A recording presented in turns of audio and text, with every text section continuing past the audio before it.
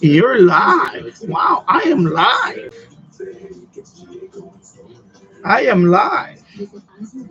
And now my back is itching me. What the hell's going on? WABC New York and 107.1 WLIR-FM Hampton Bays. 67 sunny on this Monday. Alexa, volume max. Member of Mayor Adams' administration resigning. Another 8 may be next. Deputy Mayor for Public Safety Phil Banks stepping aside. Mayor Adams telling PIX that he would love for him to stay, but it was his decision to step down. Meanwhile, reports are Deputy Mayor Sheena Wright will be resigning. Both Banks and Wright had their phones seized by federal investigators last month before Mayor Adams was charged with federal corruption. The Republican Senate candidate in New Jersey blaming lack of food for nearly passing out during a debate yesterday at Rider University. Curtis Bashaw froze, clutched his neck turned in the middle of answering questions while debating Democrat Andy Kim. The debate paused for about 10 minutes so Bashaw could have a drink and a protein bar and then continued. Hurricane Milton is now a Category 4 storm as it continues to intensify. Storm expected to become a Category 5. It's currently 720 miles southwest of Tampa, expected to move near the Yucatan Peninsula today before changing direction and approaching the west coast of Florida as soon as Wednesday. Your forecast now from the Ramsey Mazda Weather Center. Sunshine this afternoon, high 72. It's 67 and sunny outside our Midtown studios right now. I'm Noam Layton. Remember, the news, it never stops at WABCRadio.com. WABC! 77 WABC D'Agostino and Associates. The injury firm's chime time is 12 noon. I'm John D'Agostino from D'Agostino and Associates, the injury firm. 888-24-LAW-24. Call me for a free consultation. D'Agostino, Law, Bite Back.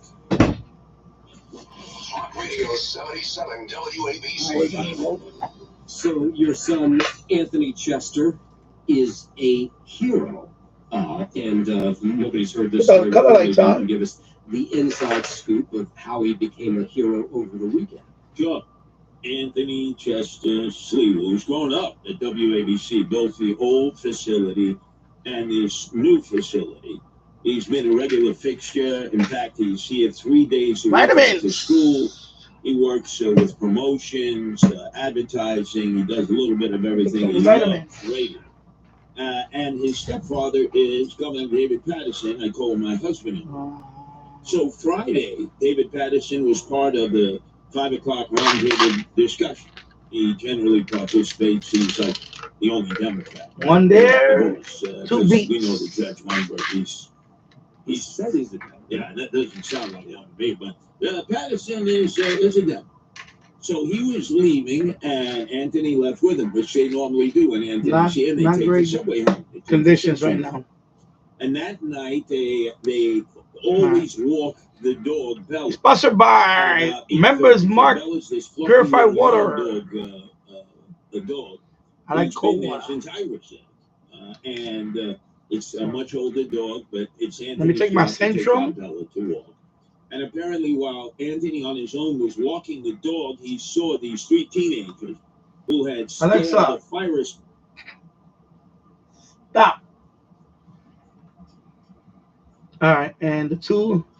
Get down from there now. I'm going to call Alexa, stop.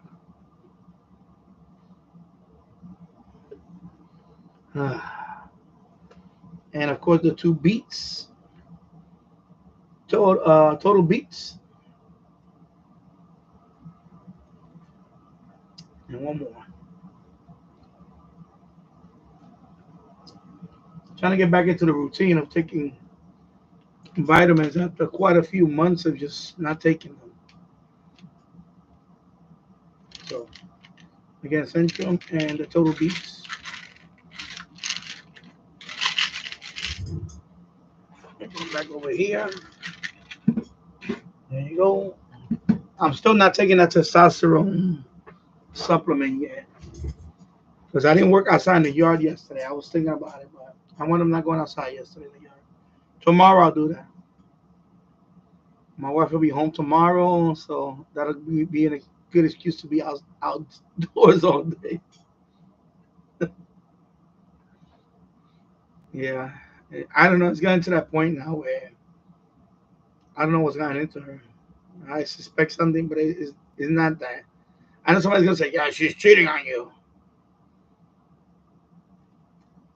Believe me, she's not. And even say that was the worst case scenario, that was to be the case.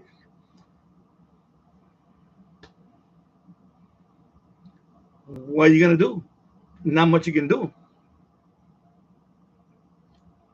I'm not one of those men that if. By the way, I was like that many years ago when I was young. I would probably go ballistic and all that. No, now no. I'd be like, well, I'm a lot wiser. These things happen in life, and you know, for the sake of my son, I would just hang around for a little while.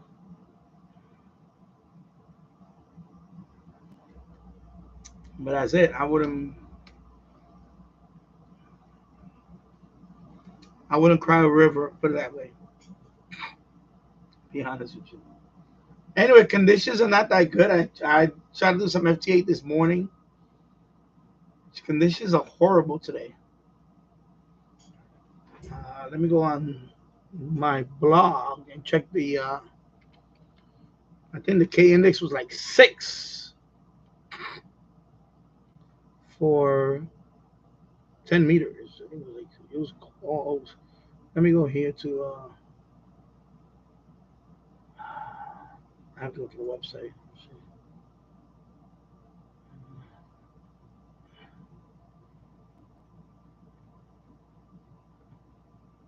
Actually, let me go on QRZCQ. That one seems to have the. The main page of QRZ. What am I saying? Anyway, let me go to QRZCQ. I think they do have the. Oh, they don't have it here. Oh, okay, so QRZ. To the main page. If you go to the main page, they do have. Yeah, they have it right here. Yeah.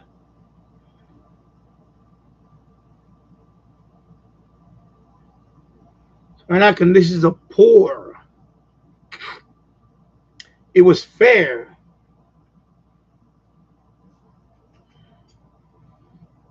It's not that good. I went on FT8. I only saw 4 people on 10 meters FT8. You know how it was a couple of days ago. A lot of people. 4 people. 4 people only. That was it. So I said, forget it. I'm not gonna waste it. And then FT4 on 10 meters, nobody. Nobody. Not one person was calling out CQ or anything. So I said, forget it. I'm not gonna even bother. I'm just gonna. I'll give it a break for today. I could turn on the hotspot and maybe do some DMR content, but I don't know. I'll plug it in and then I'll monitor in a little while. But I really don't want to. Lately, I just go in there to see if I see a new country call sign. I'll try to talk to them. Because DMR, after a while, if you go to the same talk group, there's always, it's already been like a little over 3 months since I learned I started using DMR and hotspot and all that. No, actually more. Let me see. Summer. I don't remember when I didn't get the hotspot. Anyway, I'm gonna say about a little over 3 months. I have to look. I have to go back to my contacts. I have to go way back to see what was my first DMR contact. Actually, even my videos. Maybe I go back. It's been a few months now. It's been like 3 months, maybe 4 months. Now we're in October. So, but several people there already made multiple contacts over and over, and it gets kind of repetitive. So I went to another talk group. Let me bring my radio over here.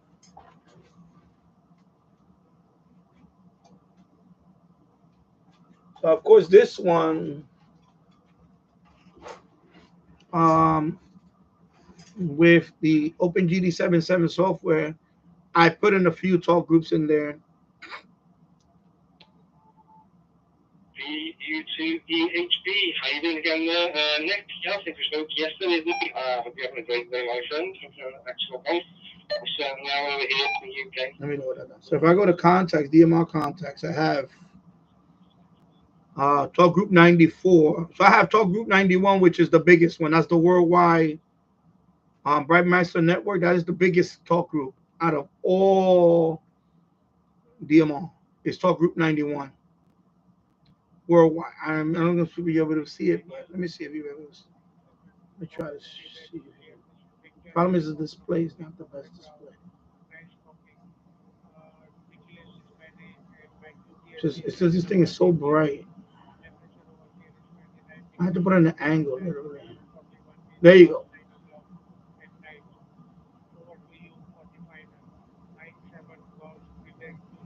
Okay, you see it, right?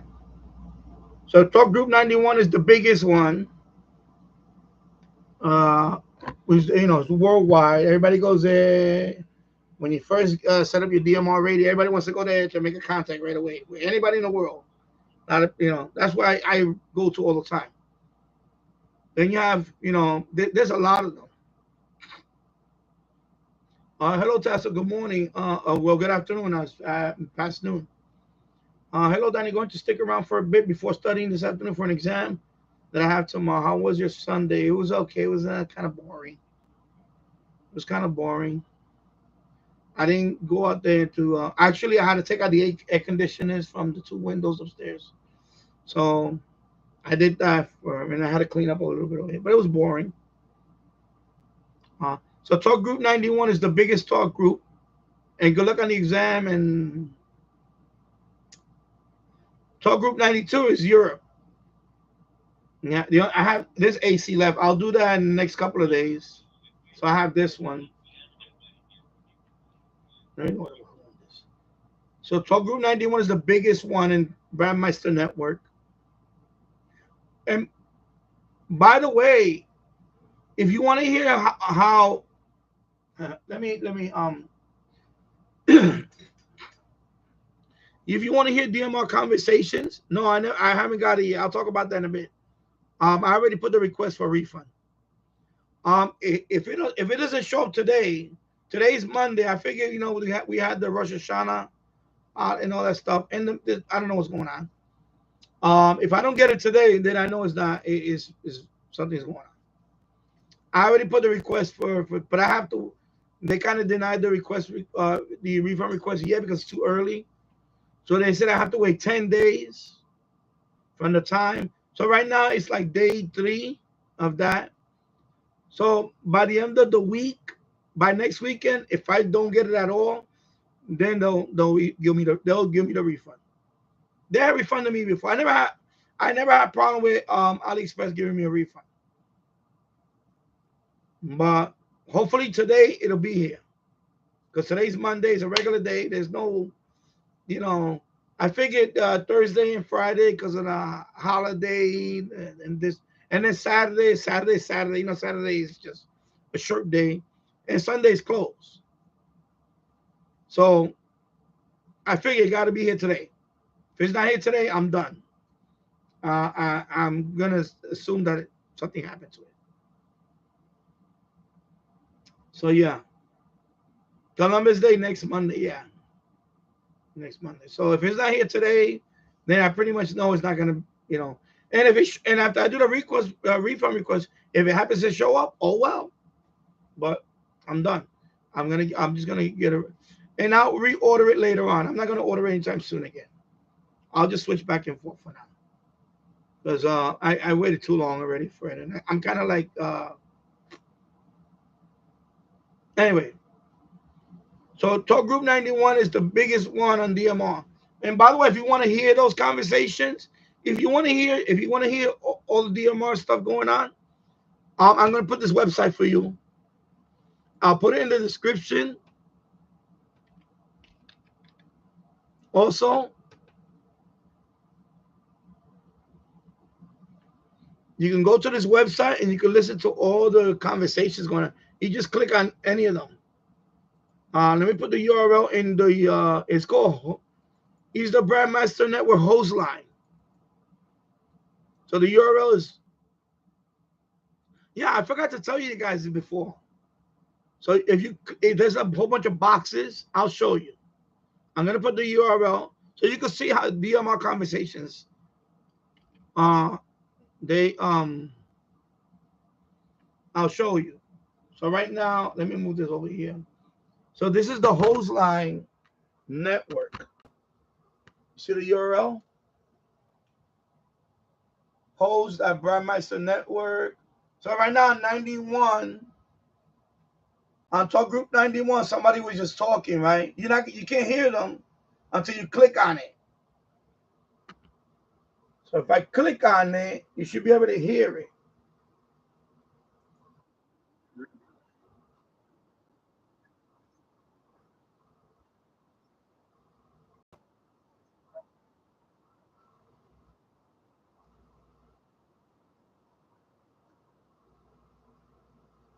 So, and if you want to hear another one, Talk Group 94 is right here. So if I click on this one,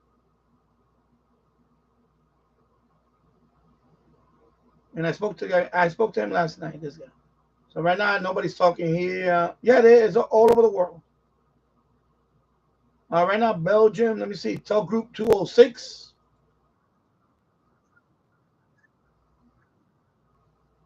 So that's Talk Group 206. So if you click on,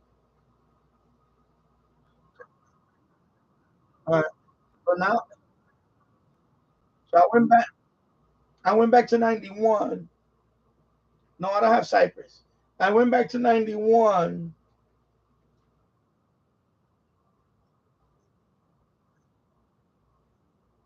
So they're talking on 91. That's what I usually be on 91.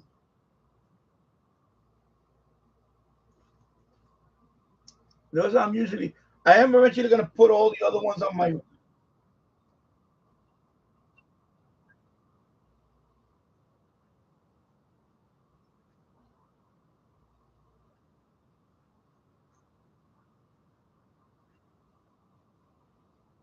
Yeah, 91 is the big.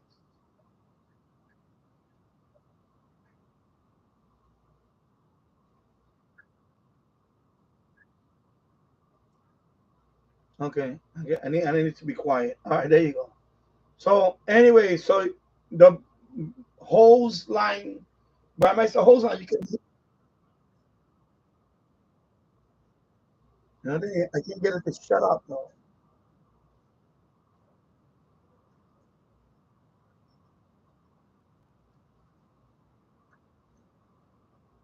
All right.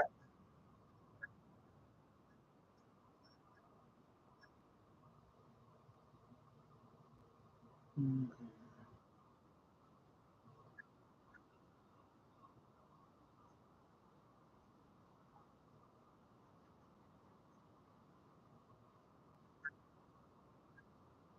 okay.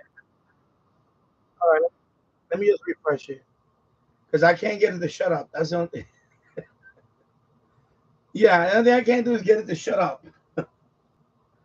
Anyway, so that's it right there. So if you want to hear DMR, if you want to hear DMR like talk groups, oh God, I hate this keyboard again. Jesus Christ.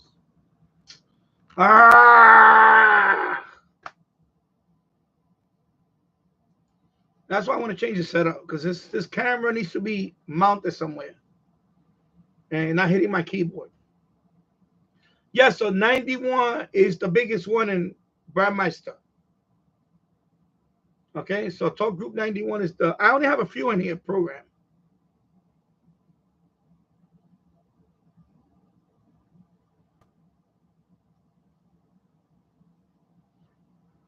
but I could put more. I could put like there's a whole there's literally hundreds of talk groups, if not thousands. And this is only for DMR. Okay, DMR.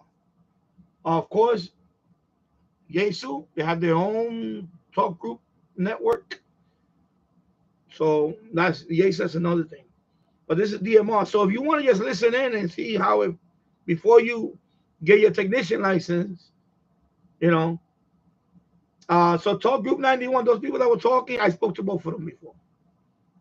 I pretty much spoken to the regulars. So there's other talk groups, like for example, they have one for like the North America, North America, things like that. Next time you go on the roof, take the radio with you. I don't even have to go on the roof. I can just do it from the backyard. Backyard, I'll be fine. But yeah, I can do that too. I'll go on the roof. But I don't no need to for the local repeater here. It's a mile and 1.4 mile. I could literally do it from the basement right here by the window. But I may go on the roof when they do it.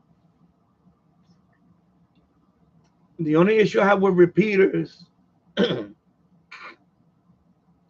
um, and that's why I recommend hotspots, even if you can access a repeater. Repeaters tend to be ones that I connected to. They're not very friendly.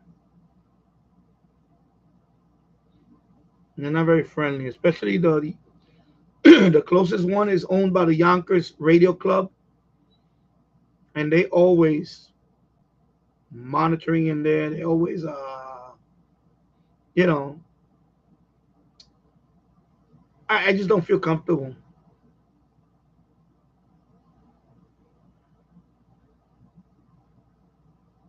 On there. Now I could go on the roof. No, it's not that they're not friendly. It's just that I don't.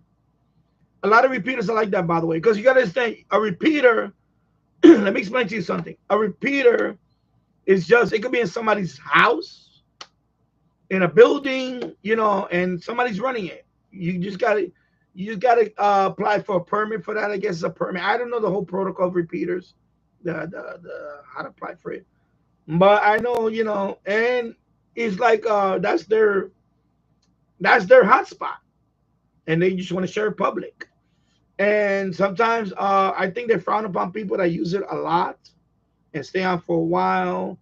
And some of them have limits. Oh, that's another thing. Some repeaters have time limits. They put time limits and things like that. The ones that I connected to, even through Echolink that I ran into, some of them have limits. With a hotspot, I'm in control. I can have I can change talk groups whenever I want. I don't have to go through a whole, the repeaters are there if you need them. That's the way I see it. Repeaters are there if you need it. You understand? But since I have a hotspot, I don't have no desire to be on a repeater. Even if I travel, I'll take the hotspot with me. I can just connect it to my phone. Share the connection through my phone to the hotspot, and I'm off and running. I just need a portable battery for my hotspot. That's it. You see what I'm saying? So,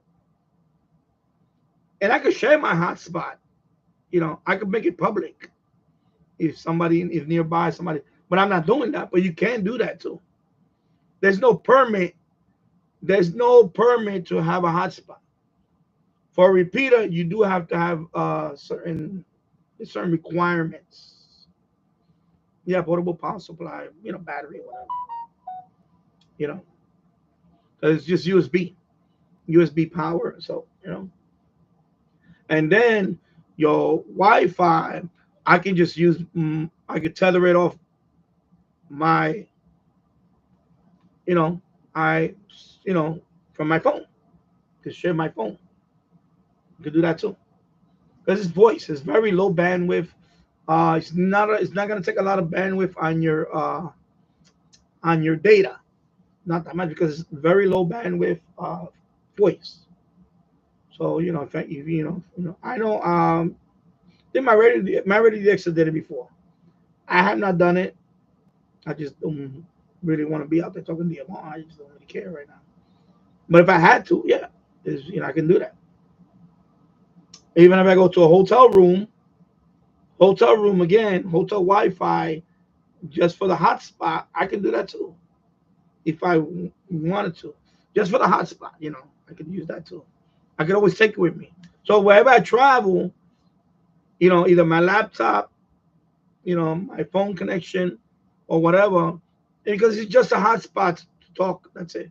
I can use Wi-Fi. That's it. Doesn't matter. So I can take it with me. I can take that little hotspot with me everywhere. Okay, it's not a problem. So you see, there's a lot going on.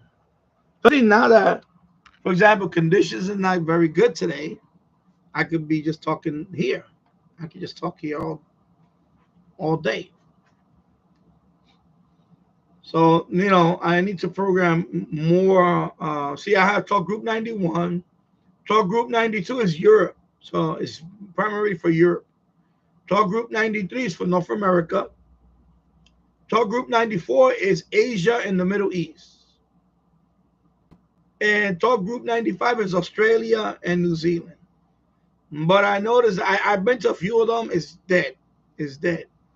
A lot of people just go to Talk Group 91. Now, if you want to have a long conversation, like for example, last time my radio X and we talked. I think he wanted to go to, but I was busy. I didn't really want to go to another.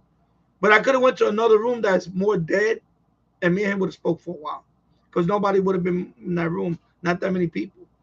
A lot of people go to 91. That's what a lot of people go to. 91. That is the big talk group on Brandmeister. Now, Brandmeister is only one. There are many, many DMR. There is a couple of other ones. I don't forget the top of my head. But Brandmeister is the biggest one. It's the biggest one. There is a couple of other ones. I forgot the name of them. And that's for DMR. Like network of talk groups and all that. So Brandmeister is the biggest one. That's what's called Brandmeister. See? Brandmeister Network. Okay. And the Brandmeister website. Let me take it. Let me show you the main website for Brandmeister.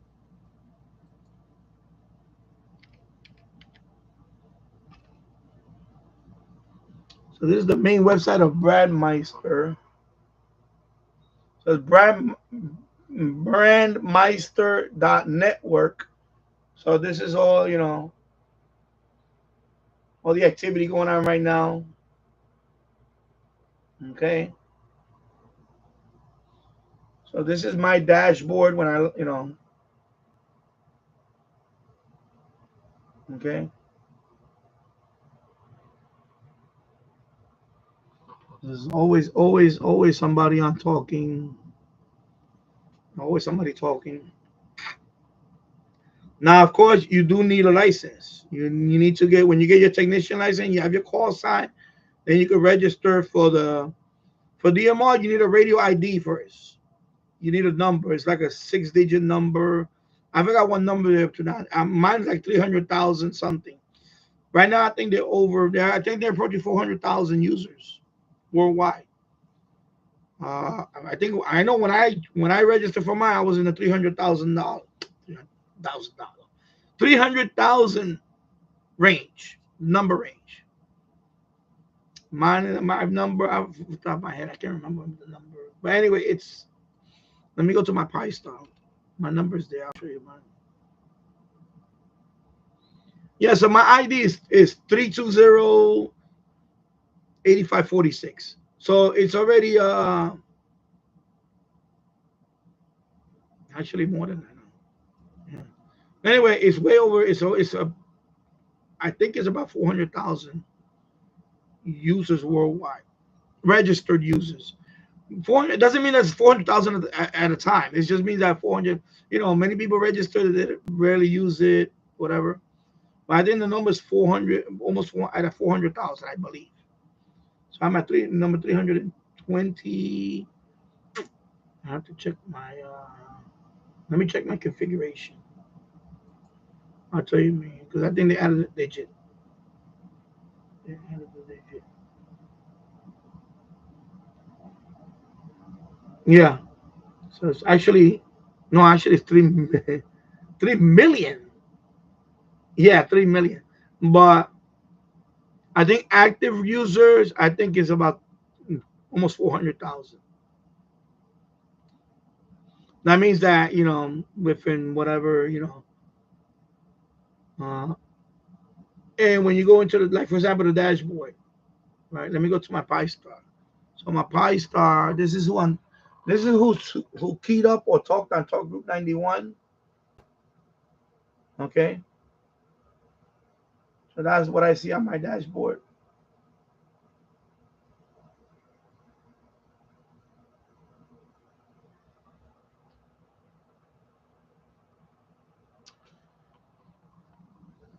So yeah, so when you get your technician license, you have to register for your radio ID.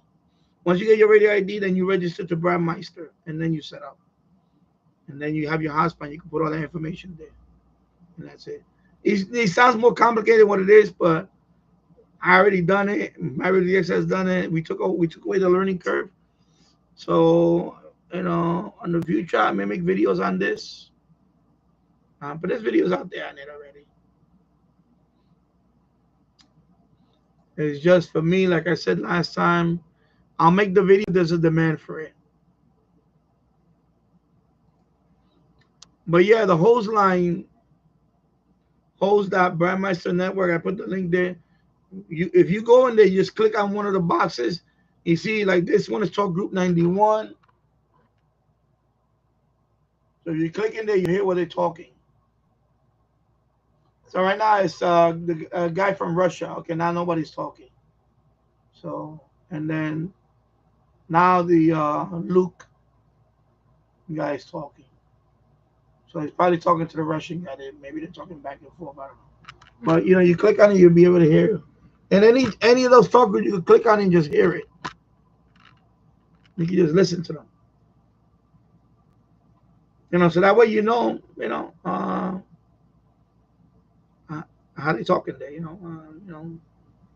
can listen in. That's all. You can listen in. The smaller talk groups, you're probably gonna hear more. The smaller talk groups, the more obscure ones, you're probably gonna hear more ritual, because that's what people go to. Like Talk Group 91 is just to make worldwide contacts. But if you want to talk to somebody for a while, like a conversation, you go to another talk group, a more quiet one. And then of course they have ones for each country. So if you go to like the Philippine talk group and you only want to talk to the Filipinos in there, and they don't have to talk English. They could talk in their language. The same thing with EchoLink. When you get your license, you can register for EchoLink, because you need your call sign to register for those things. It's not just anyone can go in there and talk. No, you need, because they need to verify that you are. So I know for the radio ID, when you get your license, you're gonna get it's like a PDF copy or something of your license. Radio ID, you need to upload that PDF to their website so they can verify. It's not enough that they can just look you up on the FCC site. No, no. They want a copy of the license for you to get your radio ID. So you have to upload them a PDF copy of your license. They don't even want a picture, like a JPEG of the license. No, they want you to upload a PDF, the PDF, and that's fine because that's what you need. Because they don't want, obviously they want to make sure that you're licensed to go in there to use it.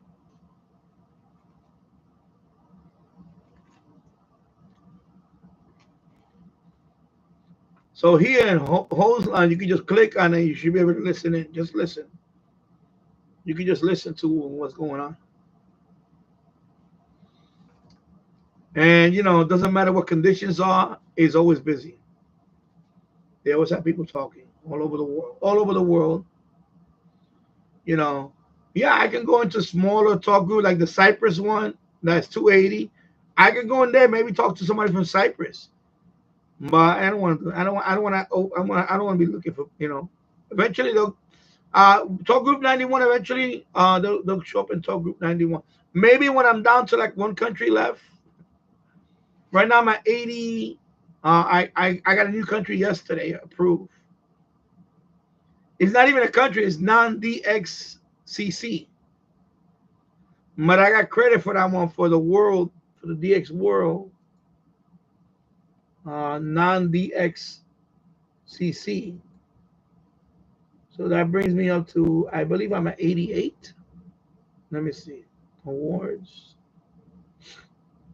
DX world. Yeah, 88. Right now I'm at 88. A lot more green there, a lot more green. So 88.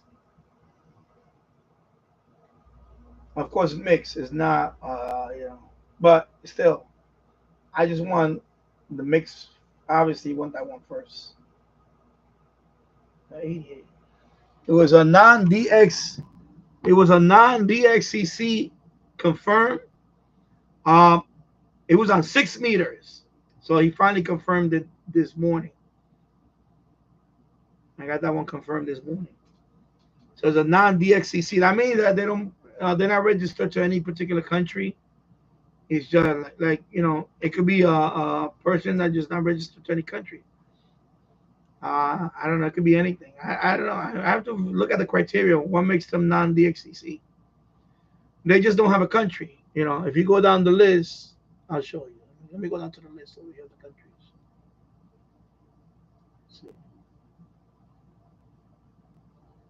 You see? Non-DXCC. Confirm. Okay? Confirm. There you go. And then that one was on 6 meters. That was a 6 meter. Yeah. See? FTA on 6 meters. On the 16th. So I got finally got confirmed today. 6 meter band. And that day conditions really was good. 6 meters opened up. So 6 meters opened up. I did FT at 6 meters, and there was about maybe 10 people there, all tri-state area. So his place is registered at New Jersey, but it's non-DXCC. That's what they gave me, non-DXCC contact.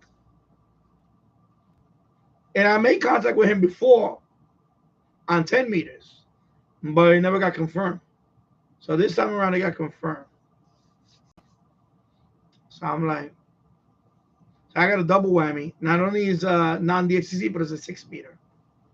6 meter confirmed contact. The 6 meters that don't open up too often, so that's pretty cool.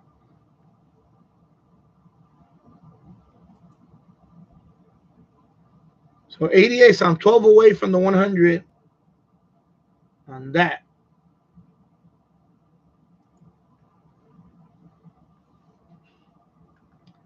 And yeah.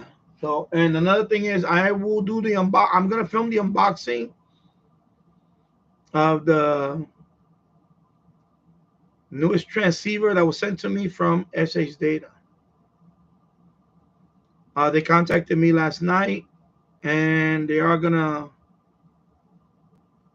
they're gonna debut that radio on later on in the month.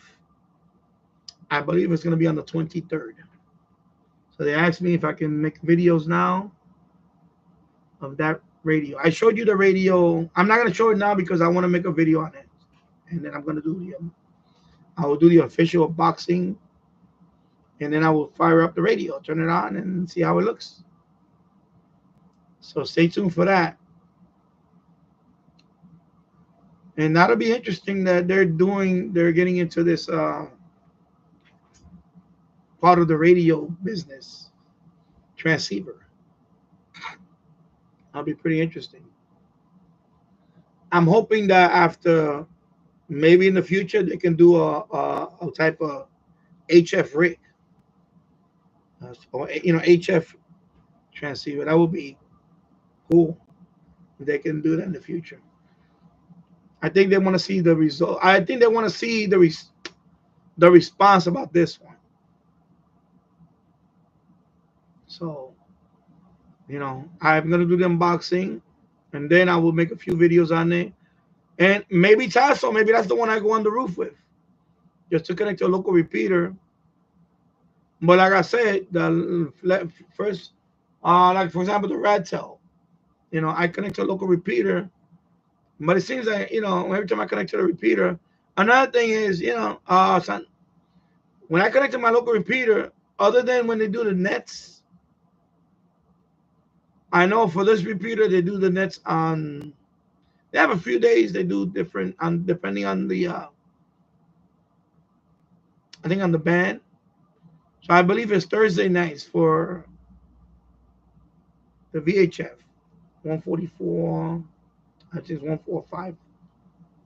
I forgot what it is. 144 1500. I forgot what it is. Anyway, so unless I connected on that time during the net, it's kind of dead. Anytime I connect to it, it's just dead. I just go in and connect. Of course, they'll tell you when you connect there. You'll get the little chime thing and whatever. Um, you know, that's the only thing about the when you get a technician license. Um, I tell people right away, get into DMR, get into DMR, because if you just want to connect to a repeater, I remember when I first got my license, I did that for the first few days. I was just trying to connect to repeaters. It was dead, dead. Finally, I made one contact. Somebody from New Jersey. I forgot what it was. From New Jersey. That was my first ever contact. No, actually, Brooklyn was in New Jersey. And that was my second one. But my first one was from Brooklyn. Some contact in Brooklyn. And it was subly, but it was boring. And then the one from Jersey, actually the one from Brooklyn, he just I just happened to have my radio on. I was just monitoring that repeater, and he just came on and said, "Can I have can anybody out there want to talk or whatever?" So I just answered him, you know, and that was it. That was my first contact. I answered him. But now, I connected quite a few of them. And when they do their nets, that's about it. But yeah, that's boring. That's boring. DMR is much better because you really get to talk to all around the world. So you get to hear, you know, it just doesn't matter the condition. You just talk to people. So I think DMR is the best way to go. That way you get used to talking to people. And then by the time you do HF, You're ready. You're ready to talk on, like me, for example, I not a talker type person. So once I started doing DMR, I felt comfortable talking to people, and that was it. Then finally on 10 meters, I started talking, making contacts. So it was the opposite for me.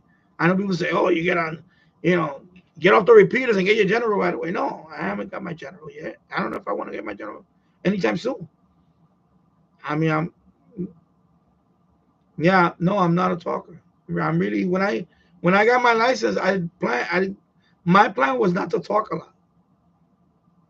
Well, here now, and yeah, because this is what number 152 live stream. A lot more comfortable now compared to my first ever live stream. My first, yeah, my first ever live stream, I was nervous.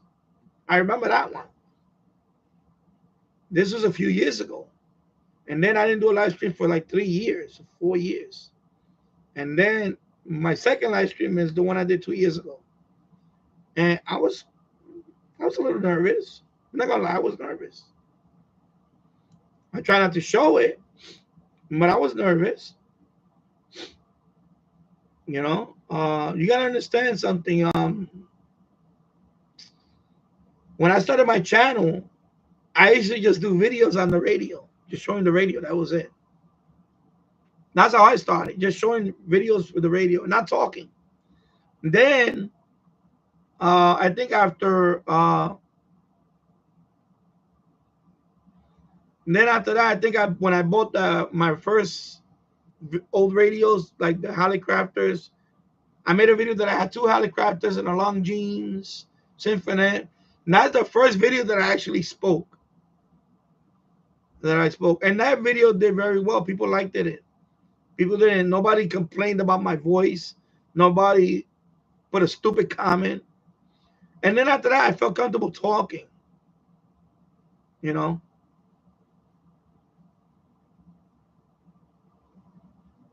Yeah, now I do, because now I don't care. But there was a time that I was kind of conscious about it. That well, I'm gonna go on here, and somebody's gonna comment about this, and I don't want to deal with that. I didn't want to deal with that at the time. But I got to the point where I said, you know what, the hell with it. I don't care. I don't care. If those are gonna watch me, those that want to watch me is because of what we talk about, or those are gonna watch me because they think, for appearance, then you're in the wrong channel. If you're watching me for my appearance, you need to check your eyesight. I just don't care. Thank you, Lee. I appreciate that. I love you too, bro. I love you too. So it evolved, over time. I remember when I started, I was just shortwave listening. Then I bought my first scanner. So I was listening to the, police and all these frequencies. Everything started with this channel. It was shortwave, then the scanner, VHF, UHF. Yeah, of course, listening to CB bands. And then after a while, shortwave started getting boring for me. Just doing shortwave all the time was boring. I'm sorry, I'm gonna say it. There's other stuff out there. And then I finally got the bug to get my license, because there was a couple of YouTubers that got their license, and it looked like they're having fun. And I said, finally, I want to get my, because I always wanted one. Ever since I can remember, I always wanted to be an amateur radio operator. I just never, for when I was growing up as a teenager, I didn't have the money. Even if I wanted to do it, I didn't have the money to buy equipment for it.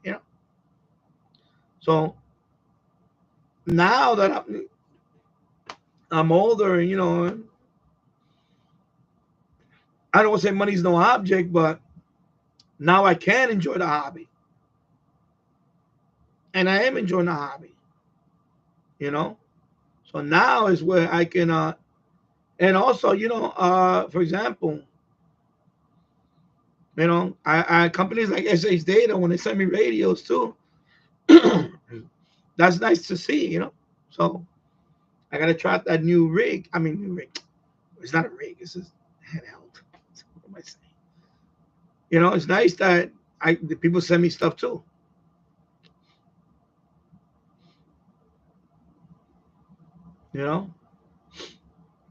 And also, it's a community. You guys are, I wish I could meet you guys personally.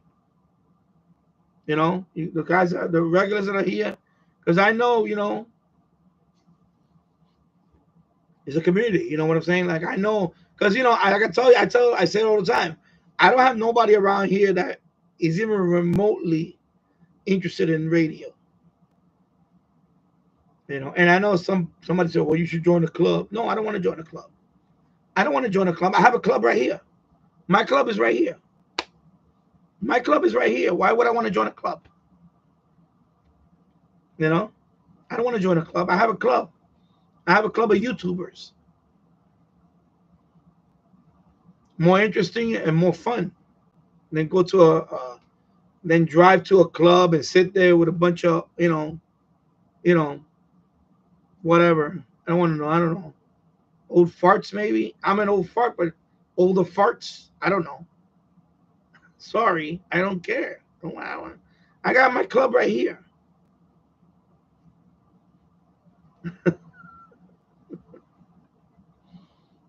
Yesterday, right? Yesterday, I'm watching. Another thing about Hamfest. Yesterday, I'm watching a video, right? It was a Hamfest nearby, and the guy, all he's doing is filming tables, and people bring their junk. He's not. I don't want to call it. I wouldn't even call it a Hamfest. It looked more like a flea market. Like instead of just bringing radios only, radio equipment, people bring in their figurines. I'm like, so the guy's filming all this. I'm like, why are you filming this stuff? This is not a ham fest. It's just people unloading their junk. This is why I don't really care for that stuff. I know so many people like, oh, there's a ham fest nearby. I don't really care. I don't care about them. Because I used to go to computer shows or computer fests. It's the same thing. You could buy computers there for cheaper, I guess. Of course, this is before AliExpress and all these places where you could buy really cheap components online. But I would go there. Yeah, they had some computer stuff, but a lot of it was junk. Junk. Everybody was unloading junk. I had nothing wrong with that. But I think, when you go to Hamfest, you expect to have more radios than junk. And the guy that was filming it, maybe he didn't really highlight the radio parts of the Hamfest. He was filming all this junk. I'm looking at my son. I'm commenting on it. I'm on the recliner. I'm like, this is not a Hamfest. This is a junk fest. This is junk. They're just unloading their junk. And some of the prices were ridiculous. Like somebody was selling an old, AM FM. No, not AM FM. It was just an AM radio, a little clock radio. I mean, it's old. I guess it's tube, whatever. And they put a sticker on it. It's $900. Who the hell's gonna go to? Who's gonna go to a ham fest to drop $900 on a radio? I mean, come on, you gotta be. What the hell's wrong with these people? Some tables I saw that they were, then they had a couple of ICOMs, older ones. They were selling them for like $200 something. That seemed to be okay. But, the other table, they were selling that $900 for a little. I mean, I'm sorry. That's just ridiculous. Like, think about it. People that go to a ham fest, they're not going to spend that much. They take extra money just to buy a couple of little things that they need for the shack. They don't really need it. Maybe they just buy it. And this person is selling a radio for $900. It wasn't even a transceiver or nothing. It was just an old radio, maybe looked like a 1940s radio, American, whatever, tube, whatever. $900. It's ridiculous. That's why I'm not missing Hamfest. I'm sorry. I don't miss them. To me, they remind me of the computer shows I used to go to. A lot of it is junk. They sell a lot of junk. All right, take care, Tasso. You're going to have lunch and study, and I'll see you tonight. I'm not gonna do live stream tonight because she's gonna be home, and I don't know, something's lately annoying her, and I can't do it. That's why I do live stream when she's not here, because it just annoys me. And I hate to talk about this in a live stream, but this is my life. Lately, someone is really not happy with themselves. And, like I keep joking about it one day, I may do a live stream from Ecuador on UQTH or somewhere else.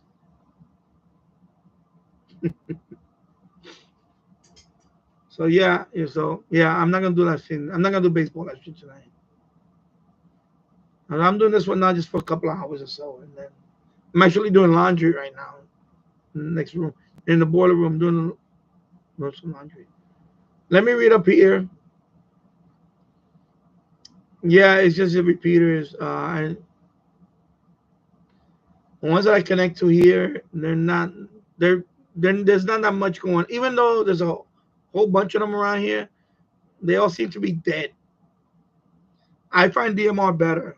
I find you go to go to a talk group in DMR, or even for example, even if you don't have a HC, you can download Joystar and connect to a talk group, and you'll talk to a lot more people than you will ever do on a repeater. And repeaters are there if you need them, but I don't really care for them anymore. Too controlling, too the two that are very close to me, they belong to the club, and the times that I connected there, they I understand people want to give you tips, but whatever. It's like, oh, you need to back off on the mic. Oh my God, like, why don't you just lower the volume? How about that? Like things like that. Like sometimes it's just some people just I guess they automatically assume that when you're a technician, you don't know anything. You just like, you know. So sometimes it is kind of offensive that they assume that you don't know anything. So I crack you up. Okay. Yeah. Well, I try to be I try to be entertaining too. I don't want to be boring. Because there's too many channels out there that are just boring. I'm sorry. There's a lot of channels with good content, but they're just boring.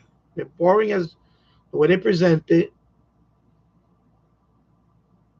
And they have there's channels that have a big following, and they don't do live streams. I don't understand that at all. Why would you not? Why would you not want to connect with your audience? But there are channels out there that have a big audience and they never do live streams, or rarely. And even if they do a live stream, they're only on for like an hour and then they disappear. And I've been on live streams where I don't follow those channels anymore. But I stumbled upon live streams where they won't even answer your comment unless it's a super chat. So y'all can be scrolling here all you want. If it's not a super chat comment, I won't read it. I see lives that do that. So I don't know about that. I just don't. I enjoy the live streams. I don't mind doing them. I enjoy them. I enjoy live streaming more than editing a long video that may not get any views. And that's the frustrating part. When you do a video like that, it's a hit and miss thing. Like the end fed, when I threw up the end fed wire and I did that, I thought that video was gonna get thousands of views. That video just went over 1,000. And it's about 2 years old now. It just went over 1,000. Very disappointing. And that video took a lot of takes to do it out there. Because I kept, shooting the thing over the branch. I missed. And then also one time it snapped the rope, not the paracord, but the string. I was bringing it and it got stuck on the branch and it snapped. And I had to do it all over again. So I took several takes. So I must have spent about a couple of hours out there just shooting it. So, and that was disappointing when I saw the numbers on it now. When I look at the numbers on it, I'm very disappointed. So that's why I enjoy live streams, but it's just I don't have to do anything. I'll just talk. I'll get the viewing hours. Views, I don't get that many. The average live stream that I get total, I may get 200 or 300 views. That's it. And the 300 is the upper, the upper. It's more 200. It's more from 150 to 250 after a couple of days, and then it'll die out. So, you know, but I don't have to do anything. I just come on here and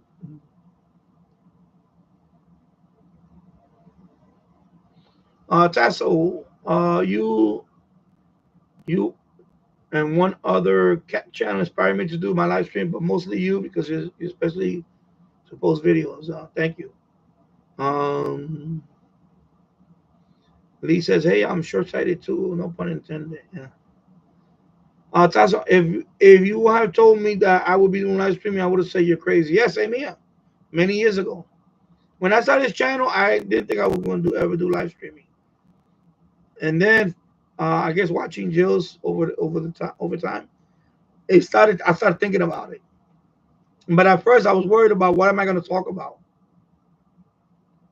how people were going to accept me the way I am. I know that. That took a while, but that takes time. You're not going to come on one when you do a live stream. Throw out the first day. You're always gonna be nervous on the first day, even the second day, even the third day. When you've done about 10 of them, you have an idea what people like about you, what they don't care for. But with me, it was like, 10, 20. I think I was very comfortable after 25, 30. Then I just, you know, but the first 10, throw it out the window. Those are not going to be your proudest live streams, one way or another. And in my case, because I was trying to do the weekly thing, the first few, I was trying to do the weekly thing, like every Wednesday or I had to wait a whole week to do one again. I didn't like that. I want to be able to come out whenever I want. That's what I'm doing now. Finally, I decided I'm gonna just come out whenever I want. You enjoy it better. It's more for me to enjoy. I have time right now. Just come on. That's it. I try that weekly thing or 2 times a week thing. Sometimes I don't want to wait to talk about things or to show something. I don't want to wait a whole week to come on to show something that I could have showed you 2 days ago.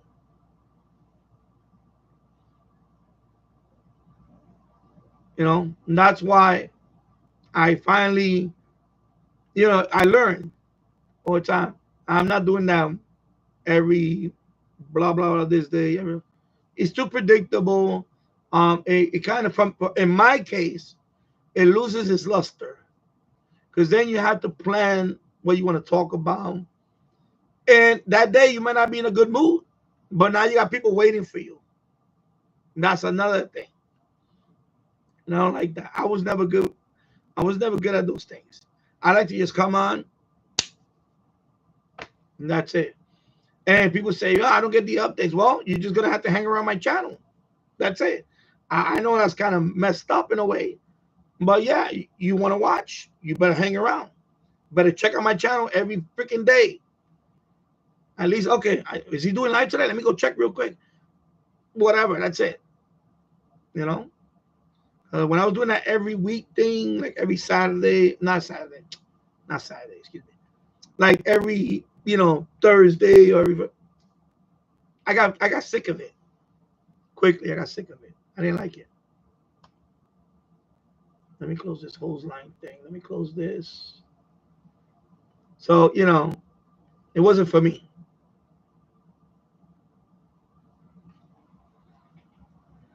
Yeah, exactly. You get better, but you get better as you go. Exactly.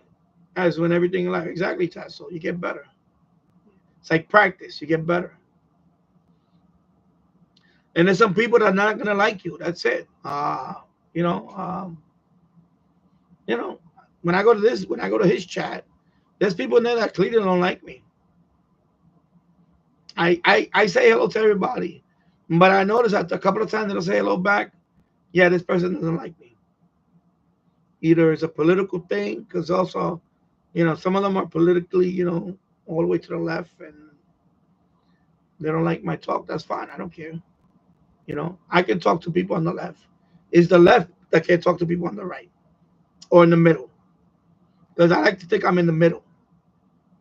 And they just don't want, and I don't care for that. I don't care. You know what? The hell with you. I don't care. That's it. I can talk to anybody, but apparently some people can't talk to me. So you know what? That's your loss, not mine. So yeah, I get a couple of cold shoulders in there. I don't want to be specific on who it is because anyway, I think the channel is not all that anyway. The people there's one person that has a channel in there. He thinks he's like the all and be all with the reviews. Try to be very technical about a piece of shit portable radio. He tries to get real technical about it. It's a freaking $10 radio. How much technical can you get on a $10 radio? But I guess maybe he's jealous of my success. I don't know. And that's fine. I don't really care. But I try to reach out to him. Saturday I did say hello to him. Cold shoulder. Then he made a comment. Then I replied to that comment maybe you should get your. Didn't reply. So he clearly is ignoring me. I said I know when they don't like it, they can ignore you. And there was a couple of other people in there too that at one time, there was a couple of people that actually used to watch my channel. But for whatever reason, they never came onto my live stream. And, since then, I'm subbed them and all that. Because I know they're very left. And I know they probably don't appreciate what I talk about. Hey, my channel, I'm going to talk about what I want to talk about. I don't care. My channel. Some channels, they say, oh, don't talk about that. Nah, this channel, I talk about what I want to talk about. I don't care. My channel. If it bothers people, then you know what? That's it. It shouldn't bother you who you're going to this or who you think is going to. It shouldn't bother. The only people that bother is the people that have an issue with.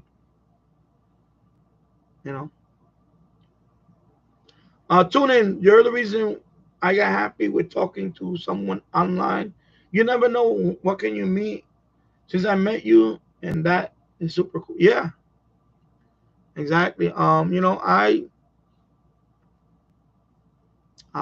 Many years ago, I wanted to start a YouTube channel. At that time, I was not ready. I was just not ready for YouTube.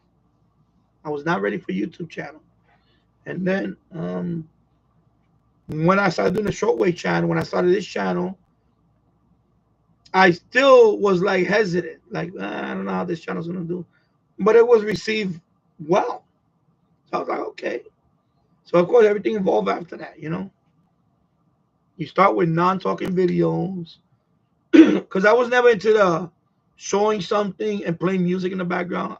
I'm not into that. I don't care. I think those videos are annoying. I hate background music videos when they're showing something and they just play music. Like, no, talk. Tell me what you think about the, tell me what you think about it. Now, if it's a language thing, I understand. But I don't have that issue. I don't have that issue with the language thing. I can speak English. But I understand speaking your own native language then. But I feel like when they present you something, they just play music. It's videos that I would not watch. If I click on a video and they're showing something, and the minute I hit background music, I go to the next video. I would not watch a whole video with background music. No way, I would not do it. I just can't.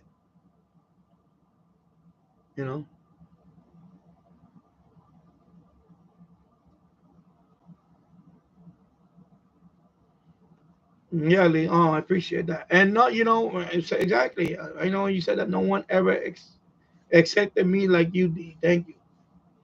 Nah, bro, you're a cool guy, bro. You're a cool guy. I wish you could meet in person. I wish every single one of y'all could meet in person. Like we have a meetup. and we will, meet up in a maybe like in a restaurant. Well, not a fancy restaurant. Like like a pizza shop, and we can have a pizza and a beer, or if you don't drink, a beverage, whatever, but at least a pizza or something, you know.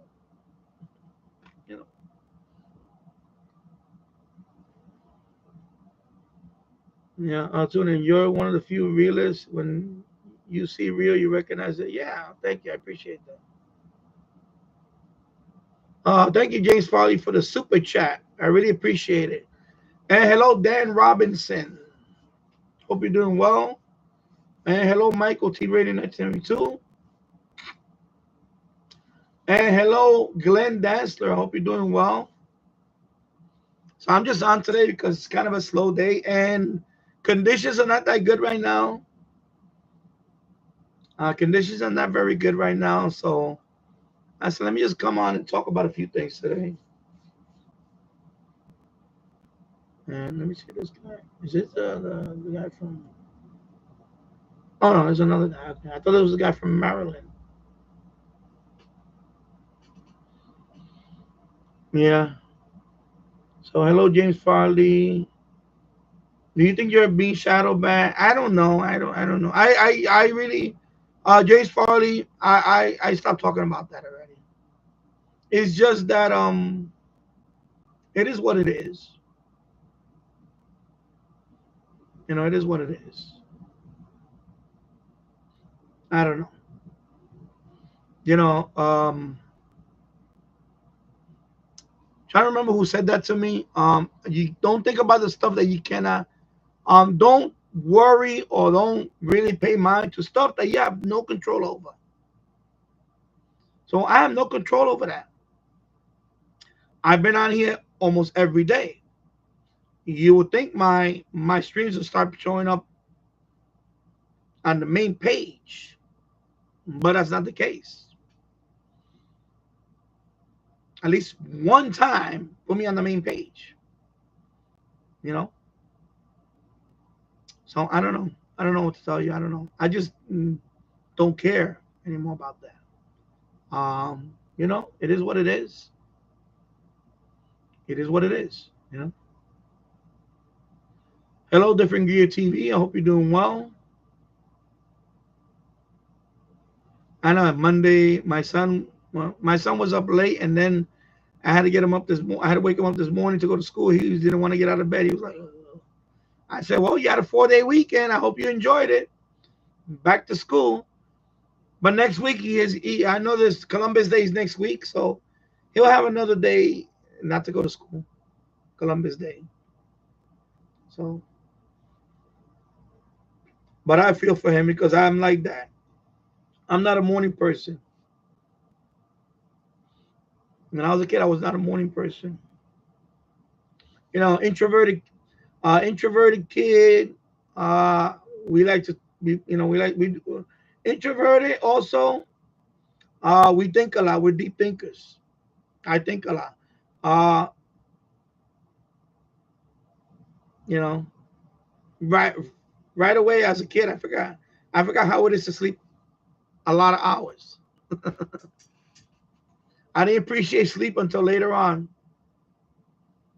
I would stay up late. I would watch, of course, my, my beloved Yankees. I would stay up and watch them, especially when they played on the West Coast. Those games can go on to 1 in the morning. Sometimes I would stay up and watch, the $1 million movie. Remember, I think it was WOR, the $1 million movie. Whatever was on TV. And sometimes it would go to 2 o'clock in the morning, and then finally you get the TV sign off, right? Remember those? Remember the sign off? They play the first you know first they play the what is it? First they talk about the channel, right? They'll say this is WOR signing off now, and we'll be back on 6:30 in the morning, and we're operating at 300,000 watts, right? 383 kilowatts. of power, whatever it is, I don't know. And then yeah, I remember all that. But I remember when I remember the $1 Million movie. I remember the $1 Million movie. Of course, they played classic movies and all that. So I remember the $1 Million movie. They would show like the Times Square and all that. They show all the movie theaters. I remember Joe Franklin. Watching Joe Franklin. Interviews and things they talk about.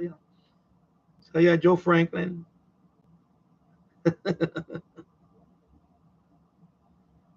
you know. Thank you, Glenda. I appreciate that. I appreciate everybody saying the nice things. So yeah, I would stay up late. I was just into television. I would stay up late, and then I had to go to school the next morning. Oh my God, dragging me out of bed. So my son, he likes to stay up late. He reminds me so much of myself. He's a very in school. He's a very quiet boy. He's a very introverted boy. When he comes home, he's on the computer writing code. He's reading.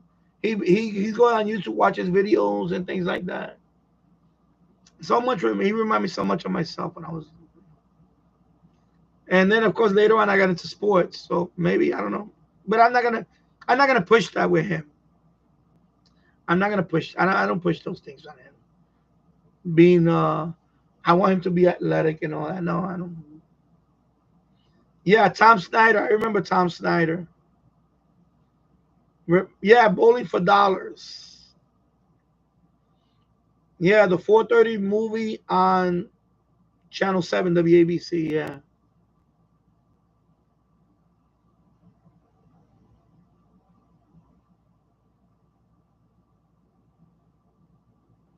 The intro to the 4:30 movie.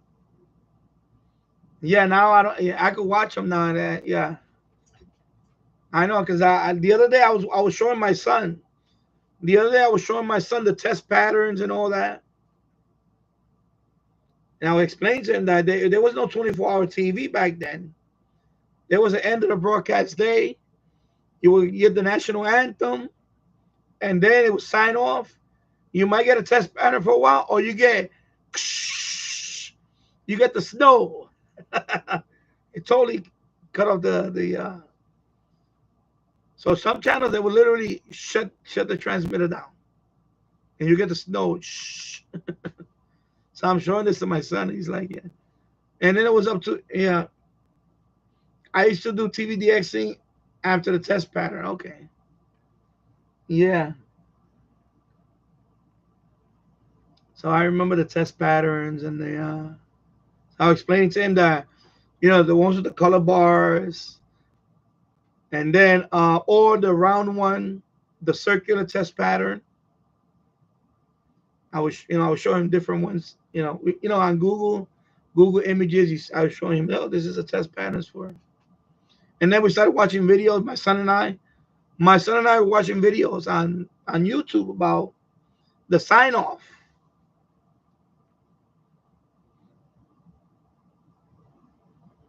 So the national anthem, like now that's of course now even I think by the mid '80s, probably the late '80s, we started getting infomercials to fill up that airtime. Infomercials. The first infomercial that I remember was, I think the first information I remember was a Chinese guy. He was an Asian guy. He was like a real estate guy. I don't know, something like that. He had you could be like me. You could be rich like me. And he had like these fine women behind him. And he had like I know it was a Ferrari or something. You could be, and his English wasn't that good. He had broken English. You could be rich like me. You're talking to you. You could be rich. And I guess finally, he was involved in some scam. Remember that guy And then another one after that was Carlton Sheets. Remember Carlton Sheets? Buy with no money down. Buy a house with no money down. Buy a home, whatever, no money down. My oldest brother bought the course. He bought the course, and you know, I was looking at it, and I was like, this is. Listen to the tapes. Yeah, that's later on though. That was later on, and then another guy that was famous, and he yeah, but wait, there's more. Yeah, Don Lupree. I don't know if you ever heard of Don Lupree. I actually bought his course. That one I bought the course. The newspaper ads. Remember that?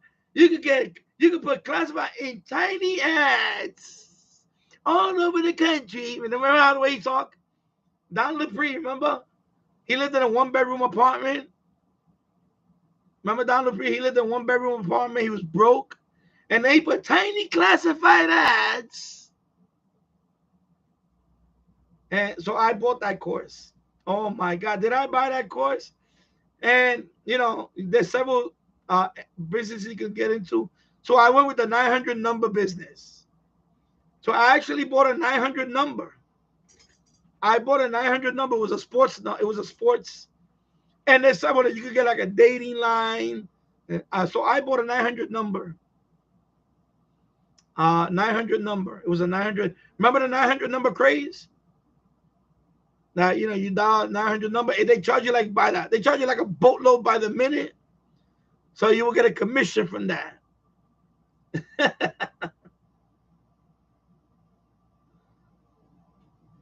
James, I remember the guy, the penalty, what they don't want you to know, books.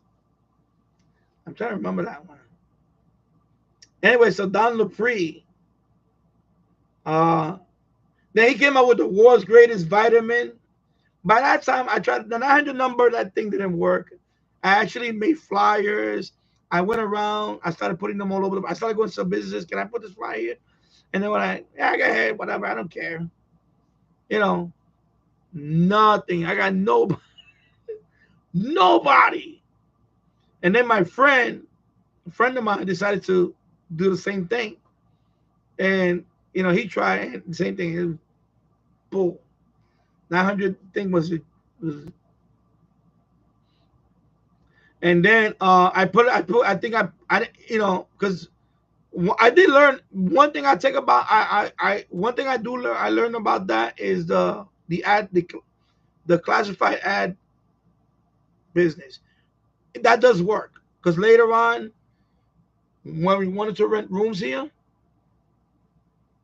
yeah, oh yeah, those envelopes. So I used to get that in the mail, stuffing envelopes. So the classified ad actually worked to get tenants here. So I went to the, you know, there's over here in Westchester County, there's a local paper called the Penny Saver. The Penny Saver.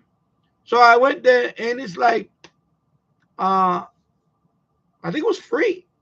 My wife and I, we wanted to rent out a couple of rooms upstairs. So we put the ad. Boom, phone blew up. Phone blew up right there. You know, we put, you know, room for rent, blah, blah, blah, blah, blah.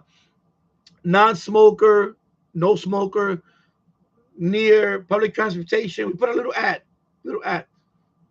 Within about 48 hours, we got like about 20 calls, 20 phone calls right there, blowing up the phone, leaving messages. Oh, I'm interested in the room. You know, blah, blah, blah, blah, you know, so the ads work. They do work. And then later on for the second room, we did the same thing. So we got tenants. We got tenants quick. No problem with that. The only problem is that, you know, the ones that we got, and they kind of, you know, conned us.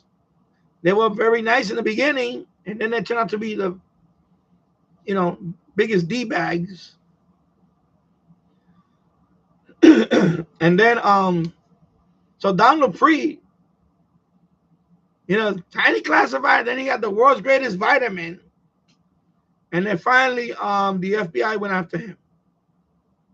I think the FBI, Department of Justice, whatever, the IRS, and he finally, he committed suicide. He killed himself. He was facing time. His empire crumbled, and he wound up killing himself. Don Dupree. But I remember buying his course, the 900 number, 1-900 number. It was a sports betting, so you call that to get the odds. So people call the 900 number to get the spread, whatever, to get the odds. But at that time, that was way before the internet. This is like the late 80s, the mid 80s. This is like the mid 80s to the late 80s. The 900 number business. I had it for like a year, and then finally, and I didn't want to renew it. I said, forget it. I must have spent a few $100s, and that's it. I'm done with that. And that was it. But I was always thinking about being my own boss. So I used to buy those magazines, Entrepreneur Magazine. I used to look at. That's when I learned a lot about franchising. Like if you want to, you could rent a vending machine and put it in a location, and you don't even have to own the vending machine. So I learned a lot. That kind of, even though that course didn't, even though that 900 number didn't do it, but it kind of got me into that thinking that you can always make money. There's a lot of ways to make money. It's just you got to find that niche, and I was talking about the other day about the parking lot. That parking lot, I could have. My brothers, I was fighting with them about that. When there's a way, you can make money. There's ways to make money. But yeah, Cleo, yeah, that's a fraud. She's a fraud too. ShamWow, I still got the it's around there. I still got that. But I got the bootleg. I got the clone version of the ShamWow. I bought it at a computer show. It's a material that absorbs water, and you can reuse it. It's kind of like ShamWow.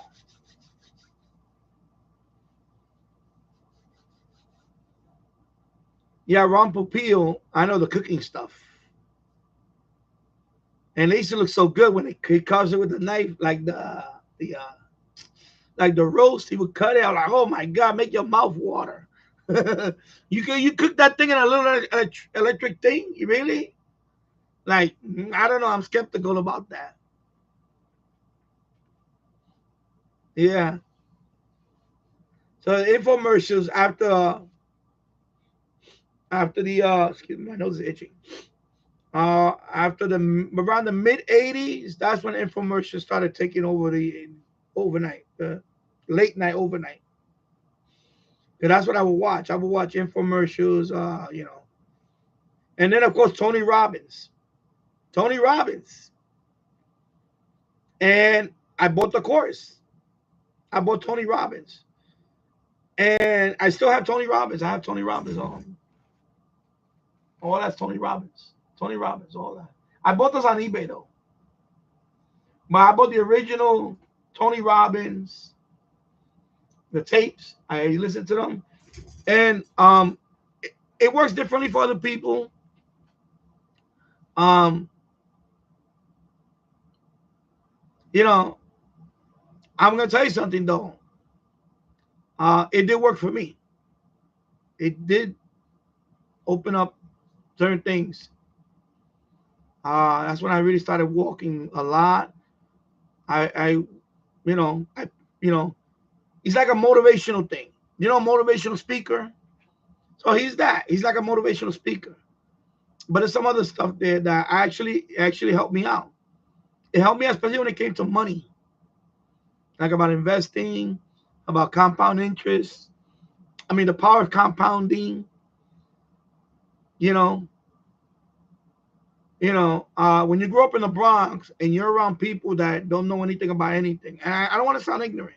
I'm not trying to sound like I'm better than anybody, but yeah, you do grow up with a lot of people there that never finish high school.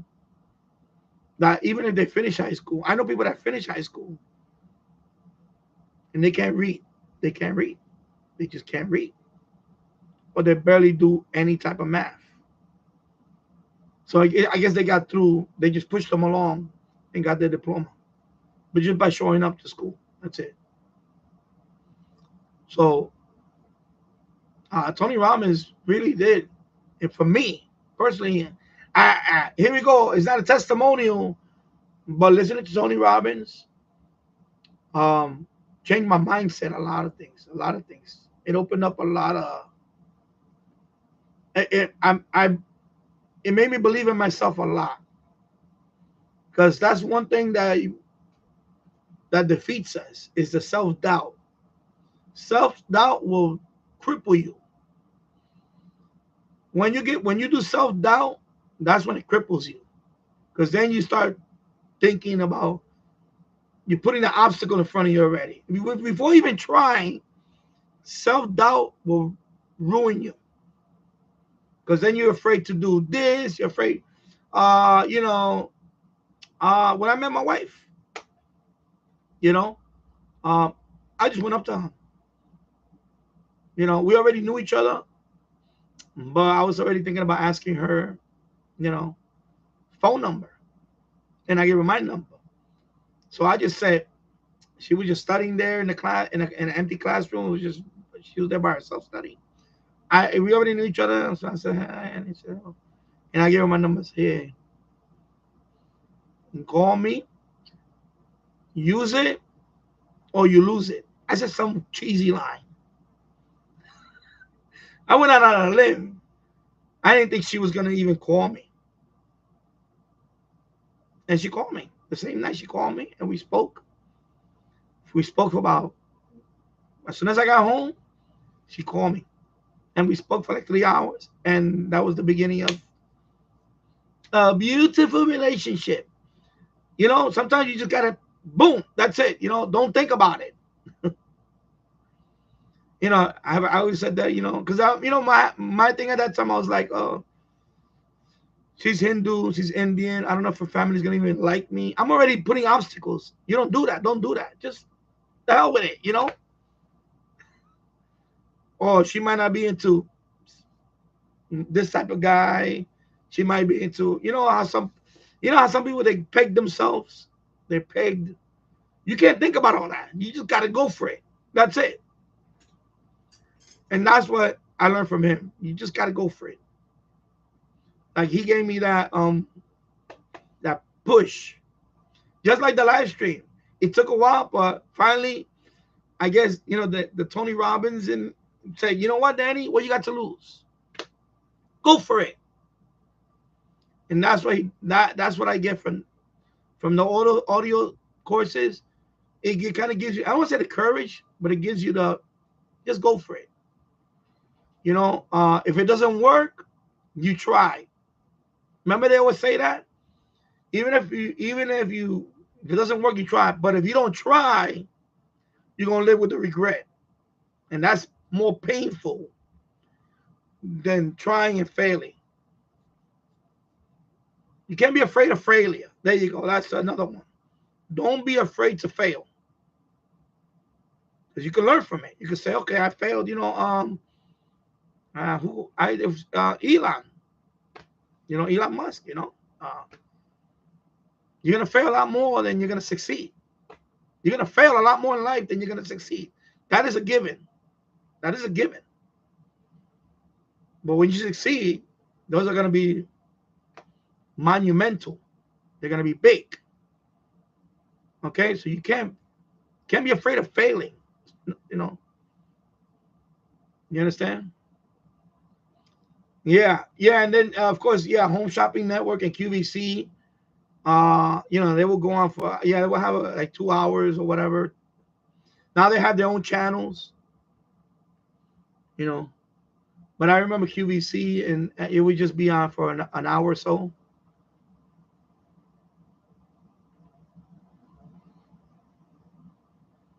T-Rated 1972.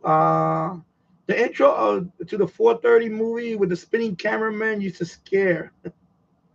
I thought it looked like a monster. I had no problem watching it on YouTube. Yeah. And James Farley said I used to do TVDXing after the test pattern. Yeah. Yeah, I know. Remember that guy that you can buy with yeah, Carlton Sheets. Carlton Sheets was the and then of course they have I got the Juice Man. I guess I got the cassettes there, the Juice Man. He's like an old fake guy. And then but me personally, it was Don Lupree was the one that I bought the program from him. I got something out of it. That's one thing. I try to, and I don't want to say, oh, you're being too optimistic. No, I actually learned something from I actually learned a few things from Don Lupree, the course.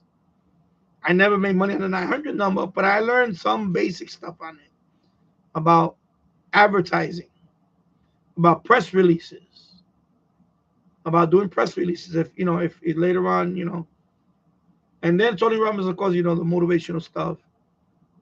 And then there was another one, and I bought that course. Boy, I bought a few of them, didn't I? I bought one about commodities trading, how to trade in commodities, futures and commodities. Like, how to invest, when you're investing in gold and oil, crude oil, orange juice, those are commodities. They trade on the commodity exchange, like COMEX or the Chicago Mercantile Exchange or something. I bought those courses just to, and they have patterns that they tell you about.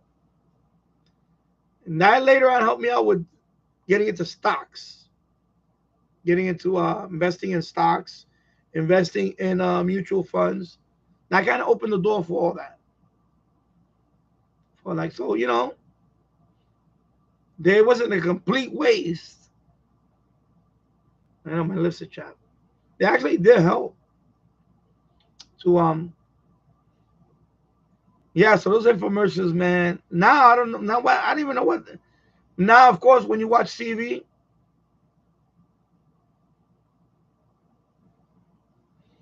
James Potter, I never understood stocks. I thought it was a rich man's game. No, it's not. Many years ago, people thought that. Well, that's another thing. Years ago, for example, well, I didn't even think about stocks in the 70s. I used to just read the newspaper and look at the stock quotes in the 80s and the 70s. Look, for example, in the early 80s, the 70s, if you wanted to buy a stock, you had to open up a brokerage account. That was it. There was no Robinhood app. There was no, Webull. There was no, Charles Schwab app. There was no Stockpile app that I have. You had to open up a brokerage account, and there was a minimum dollar amount you could open up a brokerage account. So you needed some money. You needed like $5,000 or something like that. And then you had to call the broker directly on the phone and give them your order and say, yeah, I want to buy, and usually you couldn't even buy fractional shares. You had to buy, a certain amount of shares. Like, I need 100 shares of Coca-Cola. That's a lot of money. It's not, depending on the price of the stock. But that's a few $1,000s. That could be a few $1,000s right there. So you had to have money to get there. But after when electronic trading started really taking off was in the mid 80s. Electronic trading. People used to dial up to using Commodore 64 or old PC. They would dial up and they would use CompuServe. And CompuServe started doing electronic trading. Just to keep track of the stock. You still couldn't buy the stock online. You still had to go. You would just track your portfolio or keep track of the stock. You still had to call your broker and make an order over the phone. It was not electronic until the internet. Until the internet became available to everybody in the early part or the mid part of the 90s, with like E-Trade. That's when, and before that, if you wanted to buy stock, if you didn't have a brokerage account, you can too. And there's a book here. Where's that book at? I have it right here. Now, y'all, let me show you the book. If I can get in here without killing myself. Let me try to get this book.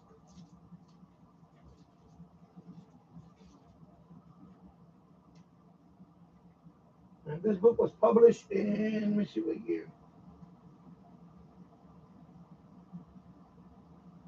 Trying to find the year they published.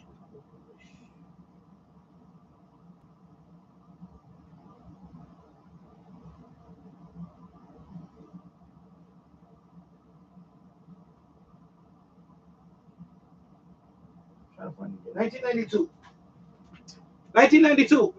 Here you go. You know, I would watch CNBC. I would watch CNBC. And in 1992, a book like this came out.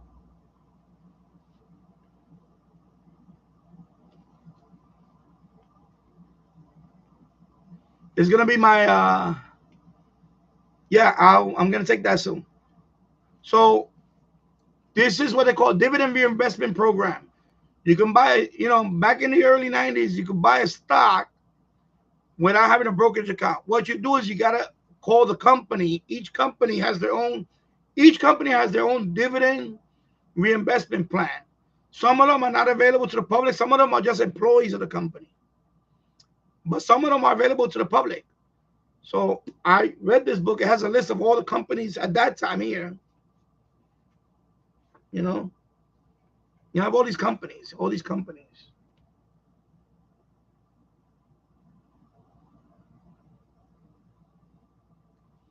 So there's a minimum investment you can get in on them. So, you know, so reading this book, I finally started, you know, a couple of companies I started sending money to, and I bought my first stock through using this book. My first stock was Dial Soap. I contacted the Dial Corporation. They send me a form. I fill it out. Then you put how much you want to buy, and then you're in the program. And then after that, they send you you know, an invoice, and you can buy. So, you know, and there's a minimum amount you can open the account with. So I think some of them were as low as $20. Some of them were like $50. Some of them, so I think Dial Soap was like $20, $25. So I sent them the form with a money order of $25. And I bought, I think I was like, that the stock price wasn't that expensive. I think it was like $10 or something, $12. Anyway, I owned like 2.5 shares. It was like nothing. It was like 2.5 shares. And then later on, I sent them another $50. I wound up having like about 10 shares of Dial Soap. And that's how I bought my first stock. I had 10 shares of Dial Soap. They didn't send me the certificate. I didn't, because they don't send you the certificate unless you, you know, because usually a lot of those dividend reinvestment companies, they already have a bank. They call it a custodial bank. So your shares are in that bank. They hold your shares for you. It's in that bank. You know, if you want the stock certificate, you can ask for it. I think you got to pay a fee. It depends. I never had stock certificates at home. I just buy the share in the custodial bank. And finally, I think when they Dial Soap split into two companies, and one was called Viad Corporation. They were specialized in hospitality. So Dial became two companies. So I got shares of that company too. The equivalent of, so I had 10 shares of Dial. I think for every 3 shares, you get 1 share of the new company. So I wanted to get in like 3.5 shares of the new company, just because I own Dial Soap. So you see, I went from one stock to two stocks, two different companies. And I had 10 shares of Dial here, and I had 3 shares of the new company here, and so on.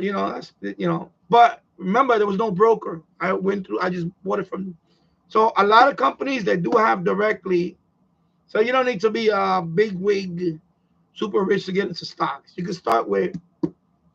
Now, of course, it's all on the computer now. There's a big website called Computer Share. Of course, you don't even need that. You could just go straight to Robinhood. Robinhood, you can buy any stock there listed. You don't even have to buy a full share of stock. You can buy fractional shares now. But this is the book that got me started. I still keep it to this day because it's like to remind people. And this book was published in 1992. 1992. Okay. Charles B. Carlson, Certified Financial Advisor. There you go. Complete directory of DRIPs. That's what they call them. Dividend reinvestment plans. Okay. So I read this book cover to cover and many times over. And this book actually changed my life. In terms of money. In terms of my wife. Everything I read in this book, I taught my wife. But when I met her, she knew nothing about buying stock. And I put everything that I read here, it's up here. I told her, you need to buy this, you need to buy that, put your money here, put your money there,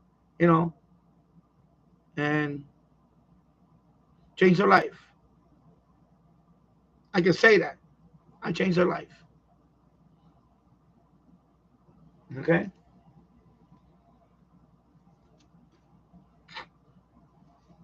Well, some companies are no longer around, or some of them got bought out by other companies. Yeah, I wouldn't get this book to do it now. But, like I said, now you have, remember, this is 1992. This is before the internet and all that. Now you don't, now you can buy it. You could buy online now. You could just Robinhood app, create an account, and then you could just buy in your Robinhood app. So a lot of companies, some companies are no longer around. Some of them got gobbled up by other companies. Some companies went belly up a long time ago. Like I'm sure in here, does it cost you? No, that's another thing. And that's another thing. Back then, you had fees. You had a lot of fees. You had when you buy a stock back then with a broker, there was always a commission, a fee. You had to pay too. Now, a lot of it is free trading. So you don't even pay a fee no more. So you buy the stock. That's it. You buy it, and when you sell it, it's free. Now there's no more fees. Now there's a lot of competition out there. Even Robinhood used to be 99 cents for a trade. So if you buy like about 20 shares of Coca-Cola, your flat fee 99 cents. So 99 cents that's the fee, 99 cents. Now it's free. Stockpile was the same thing. I think it was 99 cents. Now it's totally free, the trade. Whether you buy or sell it, there's no fee. So,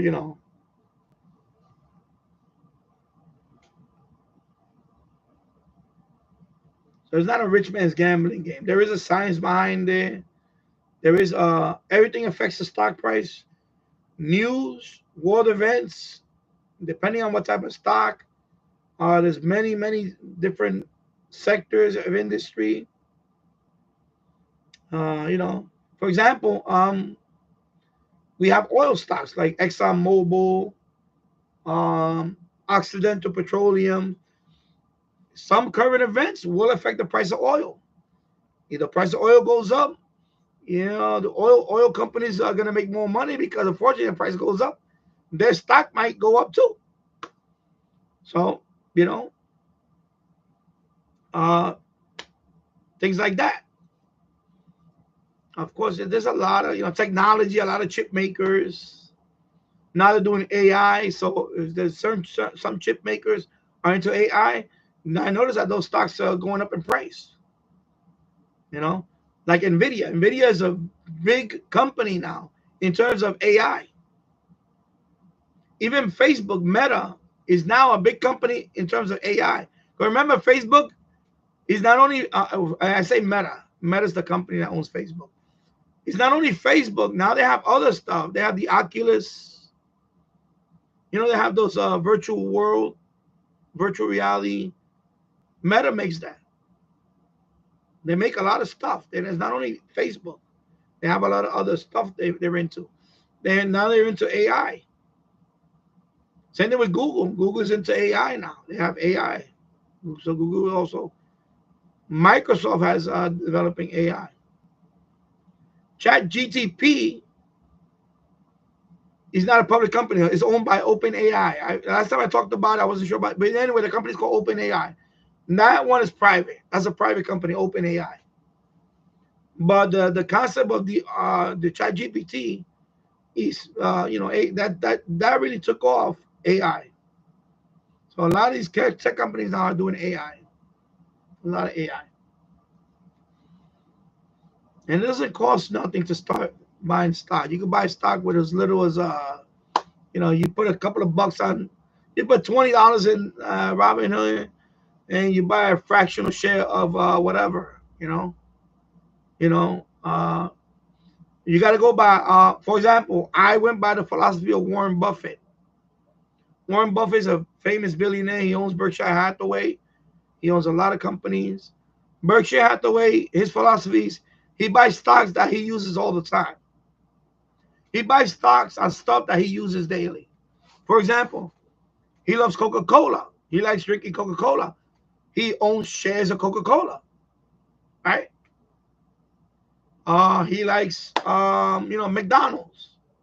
He likes to have a quarter pounder once in a while and French fries. He owns McDonald's stock. So he buys stocks that he's familiar with. And that's what I tell people all the time. If you're going to buy something, if you're going to get into something, you're going to buy stock or something, buy a stock that you're familiar with the company. So when somebody asks you, why, you own 10 shares of Taiwan Semiconductor, what the hell did they do? And if you don't know what the answer is, you shouldn't buy. You should invest in something you don't know what the hell they're doing. So I will buy stocks like that. I own Procter & Gamble, right? Procter & Gamble, they have a lot of products.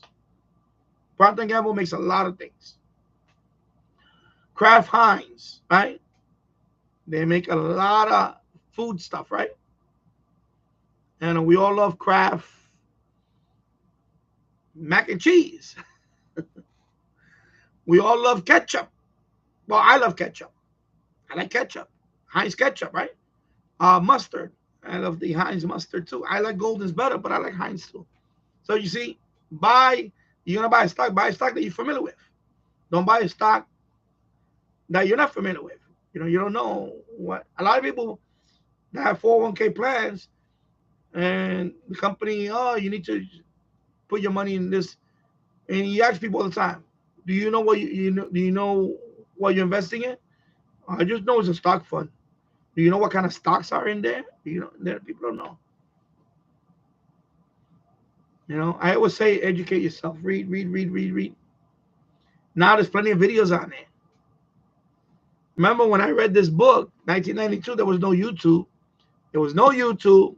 There was not even the internet was, it wasn't an inception of the internet as we know it today. The World Wide Web the World Wide Web came out later on this year. The original World Wide Web came out this year. This was the year 1992. That means that before the World Wide Web, when you got on the internet, it was text-based. There was no graphic, no images. Then in 1992, the World Wide Web was born. And they had their first web browser. It was called Mosaic, where you can actually see images, and they had hyperlinks. Hyperlinks. So you click on the link, it'll take you to another web page or another website. Another website. So when this book came out, the World Wide Web was just being developed. Okay? So now, of course, you have apps. You have phone apps now. You can, look at your stock and go to Robinhood. For example, I could go to my stockpile account.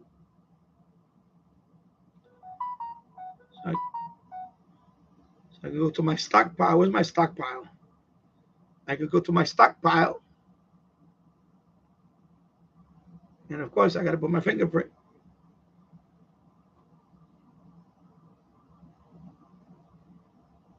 And this is one of the stocks. This is a small account. So this one only has a few stocks. And then we have another account that has a lot more. So you see a couple of stocks right there. Just a couple of stocks. See? Everything is up today. See? Something like this, You start off with this account. I created this account because I wanted to show my son how you can start with nothing. I started with this account with $20. I just put $20, and anytime I had leftover money for somewhere, I would just throw it in here. So right now I have 3 different stocks in this one. It's just and I also have I have other ones, and I have thousands of dollars. But if we just say thousands of dollars, I'll just leave it at that. But this one I did this one to show my son for $10, $20. That's what So right now it's 300. You saw 300 something. So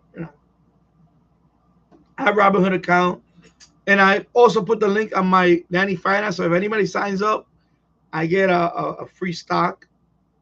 On Robinhood, I get a free stock up to 5 different stocks if somebody signs up, and I get it's random, the stock. You can get a share of Google, or you can get a share of Amazon, whatever. It's random. I have not gotten a share. I have those, but not free. But yeah. Yeah, so CompuServe had the stock thing. I know Prodigy had it too. I remember Prodigy having you can set up your portfolio and things like that, and then monitor. Let me see where that call sign is. Kuwait. Oh, I spoke to him before from Kuwait. Yeah, I'm monitoring Talk Group 91. So, and let me check the time also, because I've been on for 1 hour and 57 minutes, and it's 1:58 in the afternoon. So I have to get ready to go pick up my son in a bit.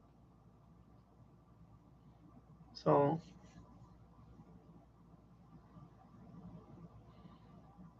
yeah, the nights are pretty good. There are some good. Yeah, I mean that, and a lot of information. So for the most part, they're pretty good. I just don't. Like for example, Miss Cleo. I never thought about that nonsense. I remember my wife and I. We went to Times Square. One time we went to Times Square, and there was one of those palm readers, right? Palm readers. Let me read your palm. So she's reading my palm, and he said, "Go on." I said, "Really? You want me to do this?" I said, "Okay. Tell me about me. Here you go. Tell me." So she started reading my palm. She started saying some stuff. I was like, it was kind of scary though, because some of it actually happened. So I was like, man. But then she tried to sell me something else. So she did that. Then she tried to sell me a crystal. It's a crystal. You're supposed to rub it on your body and all that. I was like, okay, I'm not doing this. I'm not doing all this. And I wound up doing it. I actually rubbed the crystal a couple of times. I was like, no, nothing happened. Oh, but somebody out there doesn't. You have someone out there that really doesn't like you, and they want to see you harm. And I was like, really? Somebody really hates me that much? But I'm gonna not give you. She sold me the crystal. It was a big crystal. It was a crystal. I was like, at my wife. My wife was like,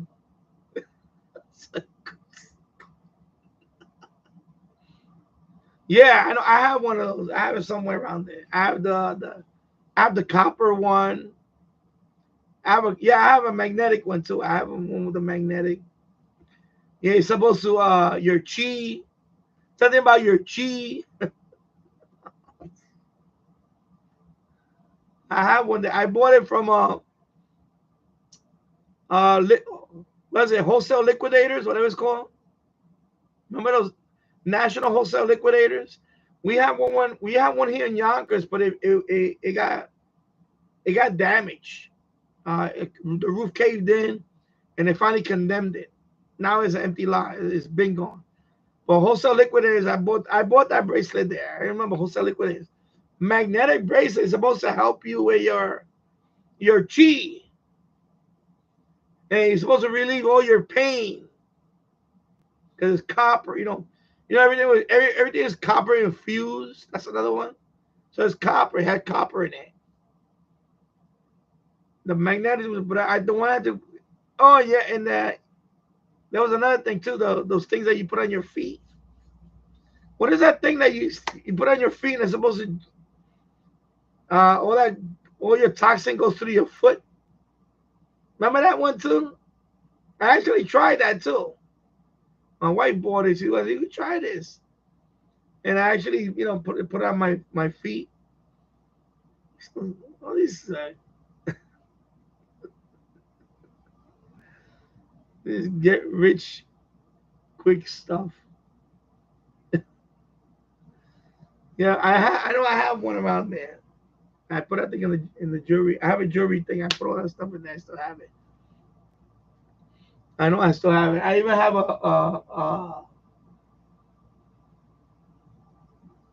another bracelet.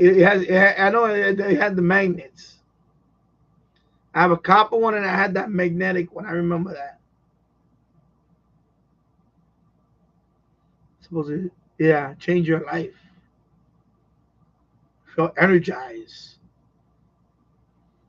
Yeah, the apple cider vinegar. But right now they stuck together, so I need to take anyway, I'll eat it later. Because when they're in what happens is they're gummies, so they're stuck together now. So I need to go put a spoon in them, pry it, so they're stuck. Yeah, they're all stuck in there. They're all stuck in there.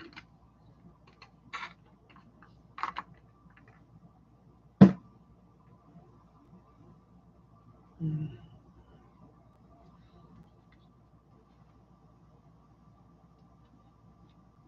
I'll take it later. I took my vitamin, but I'm gonna eat something before I go pick him up. My son is in school. He comes out at 3 o'clock. So yeah, so conditions are not that good. So that's why I'm not even doing FT. I tried earlier. It was dead. Uh, Let me refresh. Let me go to QRZ.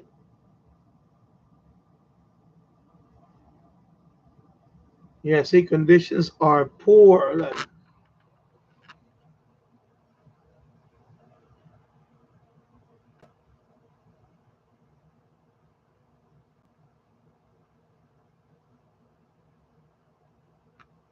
Where's the K? See, K index is 6. So when I went on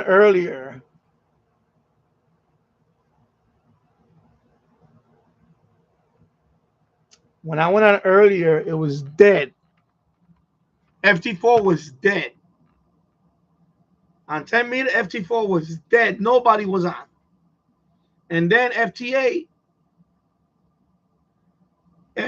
there was only like about, I'm not kidding. Remember how it was the other day? I was getting Kazakhstan, all that? No. It was dead.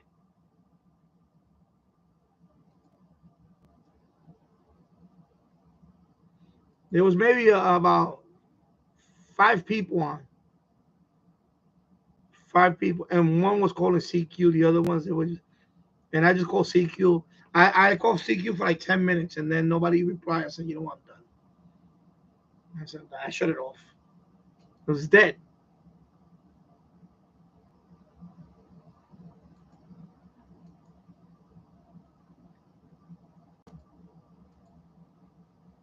So that's the thing. Sometimes conditions are gonna be like this.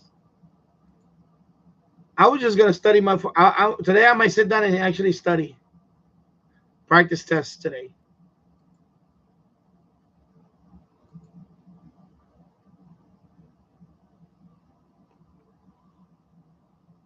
Yeah, it just isn't charged up enough. Yeah, it's just horrible. Like I said, I was on early and nothing. I was like, you know what? I'm not gonna waste my time sending CQ and just to get 1 or 2 contacts. I have to forget it. I shut it down. Like, compared to the way uh, even yesterday was better, but today is horrible. Today is horrible.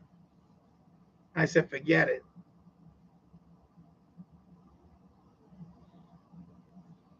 Yeah, all weekend was good. Exactly, it was great, but all contests. But today is just awful. Even FT4 was dead. And then on Jill's chat, right? Somebody mentioned about JS Call, so I installed it. I installed JS Call. JS Call is like FTA, but you can send messages. You can actually chat, like a chat type thing. I was trying it out. I'm not a fan of it. First of all, that's why I like FTA. I don't wanna. If I want to chat, I'd rather just talk a single sideband or DMR. If I really want to talk, I go to DMR and talk all I want. I go to talk group 90, whatever. I go talk all I want if I want to talk. So I don't like that JS Call. I tried it. I know it was what's his name, Douglas something amateur. He's been on here a couple of times, but he was over there. He was mentioning it. I told him that I was going to look at it. I installed it. I set it up with my FT818. The calling frequency for JS Call is for 10 meters is 20.08, right? For JS Call. I tried it. You can send what they call a heartbeat message. Nobody replied. Then I send out a CQ. Nobody replied. Then somebody sent out a heartbeat message. I replied. They didn't reply back to me. So it's a waste of time. And that took forever. That was already a half an hour for all that. I said, this is too late. It's too long. And then the guy, I was watching a YouTube guy that was doing it. Same thing. It took him like 25 minutes just to do 1 contact. I'm sorry. I don't got all day to do 1 or 2 contacts. I don't have the whole entire day to do a handful of contacts. I'm sorry. My time is very limited. Very limited. So I say I have it installed, but I say I'm not gonna. I gave it a try, and it was yesterday. I was doing a JS Call. Thank you. And have a good day, UGSISR. Yeah, I have to try Digi. So yeah, so FTA is much better. And if I want really fast contacts, if conditions are better, FT4. FT4 when it's on, like the other day it was on, I got between FT4, I had a whole bunch. I had about 100 contacts. FT4 and FT8 that day. I remember I had about 100. And I took breaks. It's not like I was nonstop, you know. So I took an hour break here, 2 hours there, and I still got about it was close to 100. I think I had like 98 total contacts that day. But so JS Core is not gonna be for me. I tried it. I was gonna talk about it. I wanted to do a demonstration. Anyway, my wife designed this. My wife designed this thing, and she put it on this shirt. So there you go, people. Subscribe. Subscribe. And there goes my handle. So yeah, I tried it. It's not for me. I don't like. It's too. It takes. It's and they call it FTA. Rag Chew on FTA. That was the video that I saw. Of course, JS Cole been around for a few years. I think it came out like, is it like 5 or 6 years back or whatever? I forgot what year. Excuse me. But I didn't like it. It takes too long. It's just I didn't like it. It was not anyway. For 10 meters there was nobody on. Only 1 or 2 people. I saw 1 or 2 people send messages to each other, and then when I sent mine out, nobody. And I said, forget it. I'm not gonna break my head over this. I still prefer FTA. The reason why I like FTA is for that reason. I don't want it to be personal. That JS call seems to be more personal. You could, I mean, there are structured messages in there you can put that they do put, but you can, like I could put like the rig, 1 in 10 I'm using, how many watts. You can send that to, not only your signal, but you can send that. You can also send weather report to each other. You can do all that. So, it's basically FTA with more messages. And you could type in stuff too.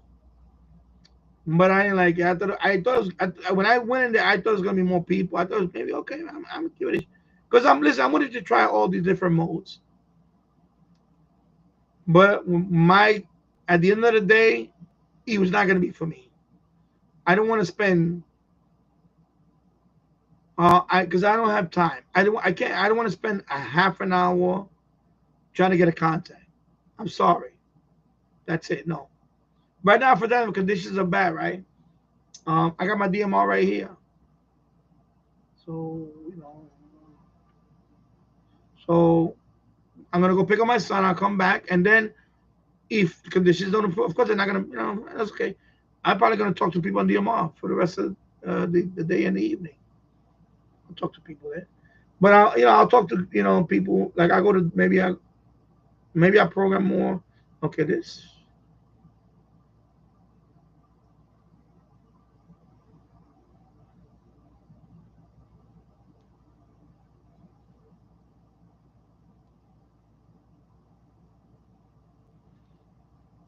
So I could talk to people here.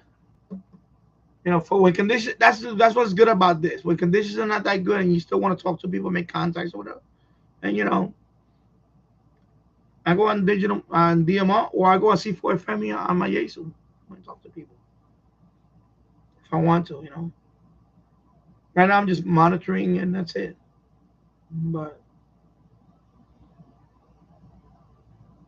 But yeah, JS Call, I didn't like it. I have it installed. I tried it yesterday, and I didn't like it. That's why FTA. I like FTA better. Is not as It's not personal. It just you make your contact. You send them your signal report. They send you their signal report, and that's it. And then you say Roger Roger or Roger Roger 73, and then they say 73, and then that's it. It's closed out.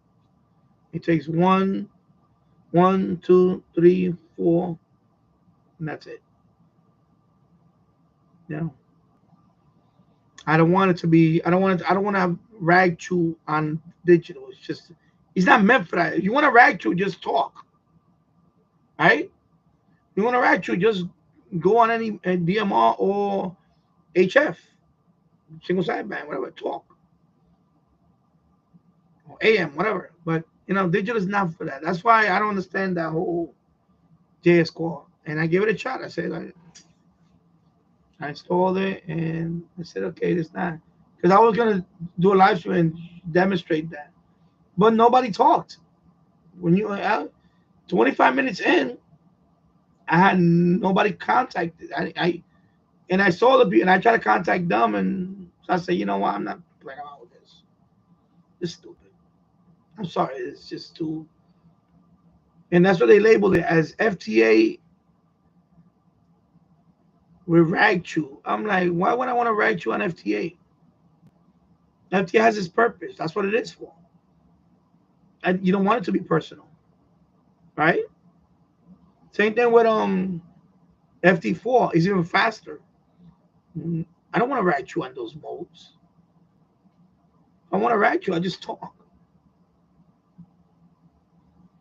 You know, I do. I don't want to. You know.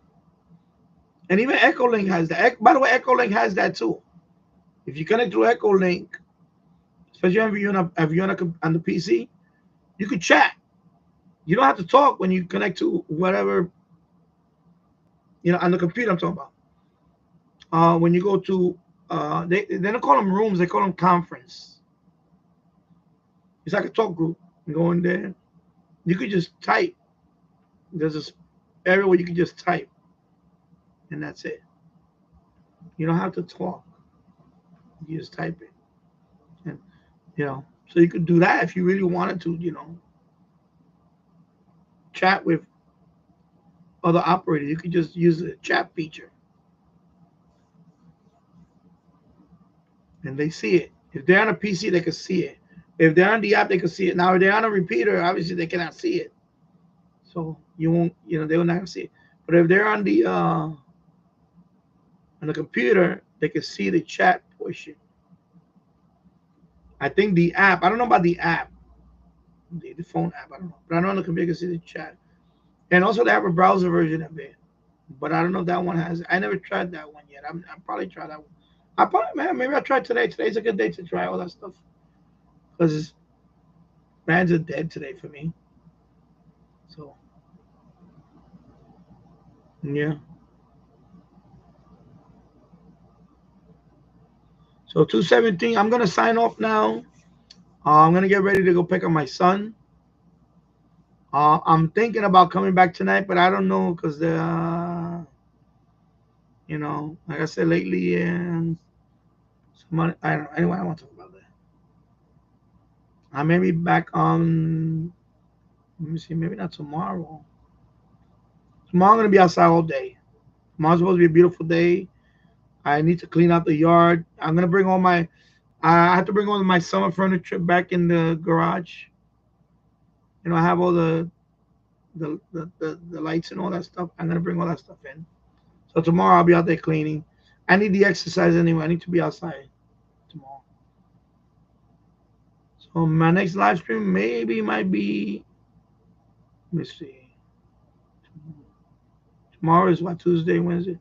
Probably Thursday. I'm hoping Thursday. Hoping Thursday I'll be back on Thursday. I'll do a live stream. So anyway, thank you for watching, everybody. I'll see you on the next one. Have a good day, everybody. Take care. And see you soon. Bye-bye.